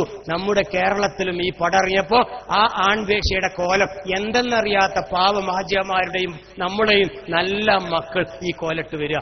ആൺവേശ്യ ഹിജിഡകൾ. ഹോങ്കോങ്ങിലുണ്ട്, പിന്നെ കൗലൂൺ എന്ന് പറഞ്ഞ സ്റ്റേറ്റ് കംപ്ലീറ്റ് ഈ ടൈപ്പ്. അവിടെ ഹിജിഡ കേട്ടില്ലേ? അവരാണ് ഈ കോലം ഇറക്കിയത്. അതുകൊണ്ട് ആൺവേശ്യയുടെ കോലമാണെന്നും നമുക്ക് ചേർന്നതല്ല, അന്തസ്സിന് ചേർന്നതല്ല എന്നും പ്രിയപ്പെട്ട ഉമ്മമാര് നമ്മുടെ കുഞ്ഞു മക്കൾക്കത് പറഞ്ഞു കൊടുക്കുക. ആ അണ്ട ഇറങ്ങിയ ജീൻസ് വലിച്ചു കയറ്റാതിരിക്കുക. അതിങ്ങനെ ഇടക്കിടക്ക് അങ്ങനെ തന്നെയാണ്. അതിങ്ങനെ ഒഴിവാവും. ഏതൊരു പോലീസുകാരുണ്ടായിരുന്നു SI തൃശ്ശൂരിൽ, ഒരു കത്തിരേറ്റ് ഇങ്ങനെ നടക്കും. ഇങ്ങനത്തെ കണ്ടാൽ ഇവിടെ ഓടാ ഇറങ്ങിട്ട് വരും. ഒറ്റ വെട്ട താഴെ ഇടക്കിടക്ക് വെട്ടിവിടും. കാരണം വെട്ടിയോൻ ഓടാം, വെട്ടിയിലോൻ ഓടാൻ പറ്റില്ലല്ലോ. ഇനി ഓടടാന്ന് പറയും. ഓൻ തീരെ ഓടില്ല. കാരണം നാണം കൊണ്ട് ബുക്ക് മറിച്ച് അവിടെ വെക്കും. അതിലാണ് എരുത്തുള്ളൊരു വീരാങ്കാക്ക എന്നത് കാണും, ഈ വെട്ടല് കാണും. സാറേ സൂക്ഷിച്ച് വെട്ടണട്ടാ, മേലെ കയറി പിടിക്കും. അയാൾ പറഞ്ഞു ഒരിക്കലും പിടിക്കില്ല, അതൊക്കെ എത്രയോ മേലെയാണ്, ഇത് ഒരുപാട് താഴെ. ഞാൻ താഴെയല്ലേടാ മോനെ വിട്ടിട്ട് നോക്കാം. എന്നിട്ട് ഈ ആ കുട്ടീനെ അതേ പോലീസ് വണ്ടിയിൽ വെച്ചിട്ട് പറയും എവിടെടാ തന്ത, വിട് വണ്ടി വീട്ടിലേക്ക്. തന്ത ഗൾഫിലാണ്, തള്ളേന്ന് ഇവിടെ ഉള്ളത്. ഓൽതാണ് ഇങ്ങനെ ഇറങ്ങി വരുന്നത്. അതിൽ ഉമ്മാനോട് വിളിക്കും, ഇതാ മോന് ഇമാതിരി പാൻറ്റെങ്ങാനും ഇഞ്ഞിട്ട് വിട്ട നെണ്ടതും വെട്ടൊടി എന്ന് പറയാൻ കത്തിയിട്ട് കടകടം എന്ന് പറഞ്ഞിട്ട് പേടിപ്പിച്ചിട്ട് കൈ കാലം പറിച്ച് ഒരു വേറെ ശിക്ഷയൊന്നുമില്ല. ഇതൊക്കെ നമ്മളെ നാട്ടിലും തുടങ്ങണം. അതുകൊണ്ട് ഈ ഒരു രംഗം ഇത് കണ്ടാൽ നിങ്ങൾ അതിനെ എതിർക്കണം. അത് പാടില്ല. അതുകൊണ്ട് ആ പാൻറ്റുകളൊക്കെ ഒരു തലക്കാണി ഉറയിൽ കയറ്റിക്കൊള്ളി. ഇപ്പൊ തന്നെ ഭാവിയിൽ ഒരു 50 വയസ്സാകുമ്പോൾ അവരെ കുട്ടികൾക്ക് കാണിച്ചു കൊടുക്കാം. കത്തിക്കണ്ട, തലക്കാണി ഉറയിൽ കയറ്റണം. അതല്ല, എന്റെ അമ്മക്ക് പണ്ട് കുറേ തലക്കാണി ഉറയിൽ പൊളിച്ചപ്പോൾ കിട്ടും. അതുകൊണ്ട് നാളെ 50 കൊല്ലം കഴിഞ്ഞാൽ ഒരു മോഡലാക്കിയിട്ട് നമുക്ക് എക്സിബിഷനിൽ വെക്കാം. അതുകൊണ്ട് അവസാനിപ്പിക്കുകയാണ്. ഇതിന്റെ ഒരു പരിഹാരം കൂടി പറഞ്ഞിട്ട് ഒന്നുമല്ല, പരിഹാരം ഞാൻ ആദ്യം പറഞ്ഞു തന്നിട്ടുണ്ട്. എനിക്ക് എന്റെ ഉമ്മ പറഞ്ഞു തന്ന പരിഹാരം, എന്റെ പ്രിയപ്പെട്ട പിതാവ് എനിക്ക് പറഞ്ഞു തന്ന പരിഹാരം, അത് നിങ്ങൾ ചെയ്തു കൊടുത്താൽ മതി. എനിക്ക് എന്റെ ഉപ്പ പറഞ്ഞെന്ന് ഞാൻ എന്റെ മക്കളിലേക്ക് കൊടുക്കുക. 7 വയസ്സാവുമ്പോ എന്റെ വിരലും പിടിച്ച് അച്ചിപ്പുറ മഹൽ, നിങ്ങൾക്ക് അറിയാം, അച്ചിപ്പുറ രണ്ടത്താണി അച്ചിപ്പുറ പേര് കേട്ട സ്ഥല. അച്ചിപ്പുറ മഹലിലേക്ക് എന്റെ ഉപ്പന്റെ കുഞ്ഞു വിരലും പിടിച്ചങ്ങ് കൊണ്ടുപോകും. പ്രാക്ടിക്കല് തിയറിയല്ല, പ്രാക്ടിക്കൽ. പള്ളിയിലെ ദർസിൽ ഓതി പഠിച്ചതല്ല, മദ്രസിൽ അധ്യാപകൻ പറഞ്ഞു തന്നല്ല. എന്റെ പ്രിയപ്പെട്ട പിതാവ് എന്റെ കുഞ്ഞുപേരിൽ പിടിച്ചതാ ഞാൻ ഈ പറയുന്നത്. കൊണ്ടുപോയി പള്ളിയിലേക്ക് വെള്ളിയാഴ്ച 11 മണിക്ക് ജുമഅക്ക് പോകും. അന്ന് സ്കൂളില്ല, മാപ്പിള സ്കൂളാണ് എന്റെ സ്കൂള്. കൊണ്ടുപോകും. അത് കഴിഞ്ഞിട്ട് എന്റെ ഉപ്പ പറയും, വാ മോനെ എന്റെ ഉപ്പാന്റെ അടുത്തേക്ക് പോവാണ് നീ. ഉപ്പാന്റെ ഉപ്പ മരിച്ചത്, എന്റെ ഉപ്പാന്റെ പേര് മുഹമ്മദ്, മുഹമ്മദിന്റെ ഉപ്പാന്റെ പേര് അലവി, അലവി മരിച്ചത് ഉപ്പാന്റെ 20 വയസ്സിലാ. ഒരുപാട് ചെറുപ്പാ, ഞാൻ ഒരിക്കലും കാണൂല. എന്നിട്ട് പറയാ, ഞാൻ എന്റെ ഉപ്പയെ നിനക്ക് കാണിച്ചു തരാ, നീ വാടാ എന്നും പറഞ്ഞ് കബറാളികളുടെ ഇടയിലൂടെ എന്റെ വിരലും പിടിച്ചു കൊണ്ടുപോയി ഒരു കബറിന്റെ അടുത്ത് വന്നിട്ട് എന്നോട് പറയും, മോനെ നീ കൈ പൊക്കിപ്പിടി, ആമീൻ പറ, ഞാനൊന്ന് ദുആ ചെയ്യട്ടെ. എന്റെ പ്രിയപ്പെട്ട പിതാവ് പച്ച മലയാളത്തിൽ എന്റെ 7 വയസ്സിൽ ഞാൻ പഠിച്ചതുമായ, പടച്ച റബ്ബേ എന്റെ പ്രിയപ്പെട്ട പിതാവിന് പൊറത്തു കൊടുക്കണേ നാഥാ, ഞാനും നാളെ മരണപ്പെടും, എന്നെയും ഈ ഖബറിലടക്കം ചെയ്യും. ആ സമയത്ത് എനിക്ക് വേണ്ടി പൊട്ടിക്കരഞ്ഞ് പ്രാർത്ഥിക്കാനുള്ള ഒരു കുഞ്ഞുമോനാക്കി ഇവനെ നീ മാറ്റണമേ അല്ലാ എന്ന് പറഞ്ഞിട്ട് എന്റെ തലയിൽ കൈയ്യുണ്ട് വെച്ചിട്ട് പടച്ചോന സുമ്മ വല്ലാഹി എന്റെ ഉപ്പ ദുആ ചെയ്തത്. ഞാനും അങ്ങ് ആമി പറഞ്ഞു. ഒന്നും മനസ്സിലാക്കാത്ത 7 വയസ്സുകാരൻ. വർഷങ്ങൾ അങ്ങ് കടന്നുപോയി. എന്റെ പ്രിയപ്പെട്ട പിതാവ് മരിച്ചു. ഓരോ ദിവസവും 5 നേരമില്ലെങ്കിലും ഇടക്കിടക്ക് നോട്ട് ഓൺലി വെള്ളിയാഴ്ച ഇടക്കിടക്ക് ആ മഹലിലേക്ക് തന്നെ പോകും. പള്ളിയിലേക്ക് കയറുന്നതിന് മുമ്പ് പോകും ആ കബറിന്റെ അടുത്തേക്ക്. അതിനു മുമ്പ് ഉമ്മാന്റെ അടുത്തേക്ക് പോകും. കാരണം മടിയിൽ കിടന്ന് പടഞ്ഞു മരിച്ച ഉമ്മന്റെ അടുത്തേക്ക് പോകും. മറന്നിട്ടില്ല ഒന്നും. 33 കൊല്ലായിട്ടും ആ ഉമ്മാന്റെ അടുത്ത് പോയിട്ട് എന്റെ ഉപ്പ പഠിപ്പിച്ച ആ ദുആ ഞാൻ എന്റെ ഉമ്മാക്ക് വേണ്ടി ചൊല്ലിക്കൊടുക്കും. അത് കഴിഞ്ഞ് എന്റെ ഉപ്പാന്റെ അടുത്തേക്ക് വന്ന് ദുആ ചെയ്യും. വർഷങ്ങൾ കടന്നുപോയി. എന്റെ പ്രിയപ്പെട്ട ഞാനും വിവാഹം കഴിച്ചു. എനിക്കും കിട്ടി ഒരു കുട്ടിയെ. ആ കുഞ്ഞുമോൻ 3ാമത്തെ കുട്ടിയാ അടുത്ത വന്നത്. 3ാമത്തെ മോന് 7 വയസ്സായപ്പോ പിടിച്ചു ഞാൻ അവന്റെ കുഞ്ഞുവരല് അതേ മഹലിലേക്ക്. എന്റെ ഉപ്പ നടന്ന കാൽപ്പാടുകൾ പിന്തിട്ട് പുല്ലുകളൊക്കെ ഇങ്ങനെ മറിഞ്ഞു മറിഞ്ഞു നിന്ന് ആ വഴിയിലൂടെ ഞാൻ അങ്ങ് പോയി. എന്റെ പ്രിയപ്പെട്ട പിതാവിന്റെ അടുത്ത് പോയി അങ്ങ് ദുആ ചെയ്തിട്ട് പറഞ്ഞു, മോനെ നീ ആമീൻ പറ. എന്റെ ഉപ്പ കാണിച്ചെന്നാ പറയുന്നത്. ആമീൻ പറയട്ടോ. ഞാൻ അങ്ങ് ദുആയിരുന്നു, എന്റെ ഉപ്പാക്ക് പുറത്തു കൊടുക്കണേ നാഥാ, നാളെ ഞാനും മരിക്കും, എന്നെയും ഈ ഖബറിലടക്കം ചെയ്യും. ആ സമയത്ത് എനിക്ക് വേണ്ടി ദുആ ചെയ്യുന്നൊരു കുട്ടിയാക്കി എന്റെ സിനാൻ ജാവേദ് മോനെ നീ മാറ്റണേ അല്ലാ എന്നും പറഞ്ഞ് അങ്ങ് അവന്റെ പുറത്തങ്ങ് തൊട്ട സമയത്ത് കിടുകിടാ അവനങ്ങ് പൊട്ടിക്കരഞ്ഞു. 7 വയസ്സായ കുട്ടി. ഞാൻ അത്ര കരഞ്ഞിട്ടില്ല. കരഞ്ഞു. മോനെ സമാധാനപ്പെടു എന്ന് പറഞ്ഞപ്പോഴും തേങ്ങി തേങ്ങി തേങ്ങി കണ്ണ് നിറഞ്ഞുകൊണ്ട് നിൽക്കുന്ന അടുത്ത് ദുആ ചെയ്യുന്ന ആളുകളൊക്കെ ഓടി വന്നു. എന്താ ഈ കുട്ടി ഇങ്ങനെ കരയണം, എന്താ ഈ കുട്ടി കരയണമെന്ന് എനിക്ക് മനസ്സിലായില്ല. അവസാനം അവന്റെ ചുണ്ടുകൊണ്ട് പറഞ്ഞ വാക്കിതാ, ഉപ്പയല്ലേ, ഉപ്പ നാളെ മരിക്കുമെന്ന്. ആ സമയത്ത് എന്റെ കുഞ്ഞുവിരൽ പിടിച്ച് അങ്ങാടിയിലേക്ക് പോകാൻ എനിക്ക് ഉപ്പയില്ലാതാവുമല്ലോ എന്നോർത്ത് കരഞ്ഞതാ. മോനെ നാളെ എന്നതിനർത്ഥം ഒരു നാളെന്ന, ഒരു ദിവസം എന്ന, നാളെ എന്നല്ലടാ എന്നങ്ങ് പറഞ്ഞപ്പോഴാ അവന്റെ ചെറു പുഞ്ചിരി ഞാൻ കണ്ടത്. സുമ്മ വല്ലാഹി ഞാൻ സത്യ പറയുന്നത്, നാളെ ഞാൻ മരിച്ചാൽ എന്റെ മകൻ എനിക്ക് വേണ്ടി പ്രാർത്ഥിക്കുമോ? പ്രാർത്ഥിക്കും. കാരണം എന്റെ ഉപ്പ എനിക്ക് വേണ്ടി കാണിച്ചു തന്നതാ. മദ്രസ പാഠപുസ്തകത്തിൽ നിന്നും പഠിച്ചതല്ല, പ്രഭാഷണങ്ങളിൽ നിന്നും പഠിച്ചതല്ല. എന്റെ പിതാവ് ജീവിച്ചിരിക്കുമ്പം എന്റെ ബുദ്ധിയില്ലാത്ത സമയത്ത് എന്റെ താലോലിച്ച് എന്നെ പോറ്റി വളർത്തിയ കുഞ്ഞു വിരല് പിടിച്ച് അങ്ങാടിയിൽ കൊണ്ടുപോയതും എനിക്ക് വേണ്ടി ദുആ ചെയ്തതും എന്നെ പഠിപ്പിച്ചതുകൊണ്ട് എന്റെ കുഞ്ഞുമോൻ അത് ഞാൻ ചെയ്തു കൊടുക്കുക. ഇൻഷാ അല്ലാഹ് എന്റെ മോനും എനിക്ക് വേണ്ടി ചെയ്യും. ഇത് നമ്മുടെ ജീവിതത്തിലേക്ക് ഇതല്ലേ പകർത്തേണ്ടത്. പ്രവൃത്തി ഒരുപാട് ബൈബിളുകൾ കേൾക്കുന്നുണ്ട്, ഒരുപാട് പ്രഭാഷണത്തിലെ ക്ലാസുകൾ നമ്മൾ കേൾക്കുന്നുണ്ട്. പക്ഷേ സ്വന്തം മക്കൾക്കൊരു റോൾ മോഡലാകാൻ ഏതൊരു മാതാവും പിതാവിനും കഴിഞ്ഞില്ലെങ്കിൽ നമ്മുടെ ജീവിതം കട്ടപ്പുകയാ, ഒരു പ്രയോജനമില്ല. അവരെങ്ങനെ ജീവിക്കണമെന്ന് ജീവിച്ച് കാണിച്ചു കൊടുക്കാൻ പ്രിയപ്പെട്ട രക്ഷിതാക്കൾ മുന്നോട്ട് വരണമെന്ന് ആമുഖമായി അവസാനമായി എനിക്ക് പറയാനുള്ളൂ. അതുകൊണ്ട് നിങ്ങളൊക്കെ എന്റെ പ്രിയപ്പെട്ട രക്ഷിതാക്കൾക്ക് വേണ്ടി ദുആ ചെയ്യണം. അത് മാത്രമേ എനിക്ക് പ്രതിഫലമായി കിട്ടൂ. അല്ലാതെ ഞാനൊരു പ്രൊഫഷണൽ ട്രെയിനറായി ഇങ്ങനെ ക്ലാസ് എടുക്കുന്നവനല്ല. ഈ മഹത്തായ മജ്ലിസിന്റെ ബർക്കത്ത് കൊണ്ട്, ഈ മഹത്തായ ആളുകളുടെ ദുആ കൊണ്ട് എന്റെ പ്രിയപ്പെട്ട മാതാവിനും പിതാവിനും ഒരു സമയമെങ്കിലും ഒരു സന്തോഷം കിട്ടിയാൽ അതാണ് ഈ ലോകത്ത് എനിക്ക് എന്റെ മാതാപിതാക്കൾക്ക് ചെയ്തു കൊടുക്കാനുള്ള ഏറ്റവും വലിയ പുണ്യം. അതുകൊണ്ട് നിങ്ങളൊക്കെ എനിക്ക് വേണ്ടി പ്രാർത്ഥിക്കണം, ദുആ ചെയ്യണമെന്ന വസിയത്തോടു കൂടി വാഖിർ ദഅവാന അനിൽ ഹംദുലില്ലാഹി റബ്ബിൽ ആലമീൻ. അസ്സലാമു അലൈക്കും വറഹ്മത്തുള്ളാഹി വബറകാതുഹു.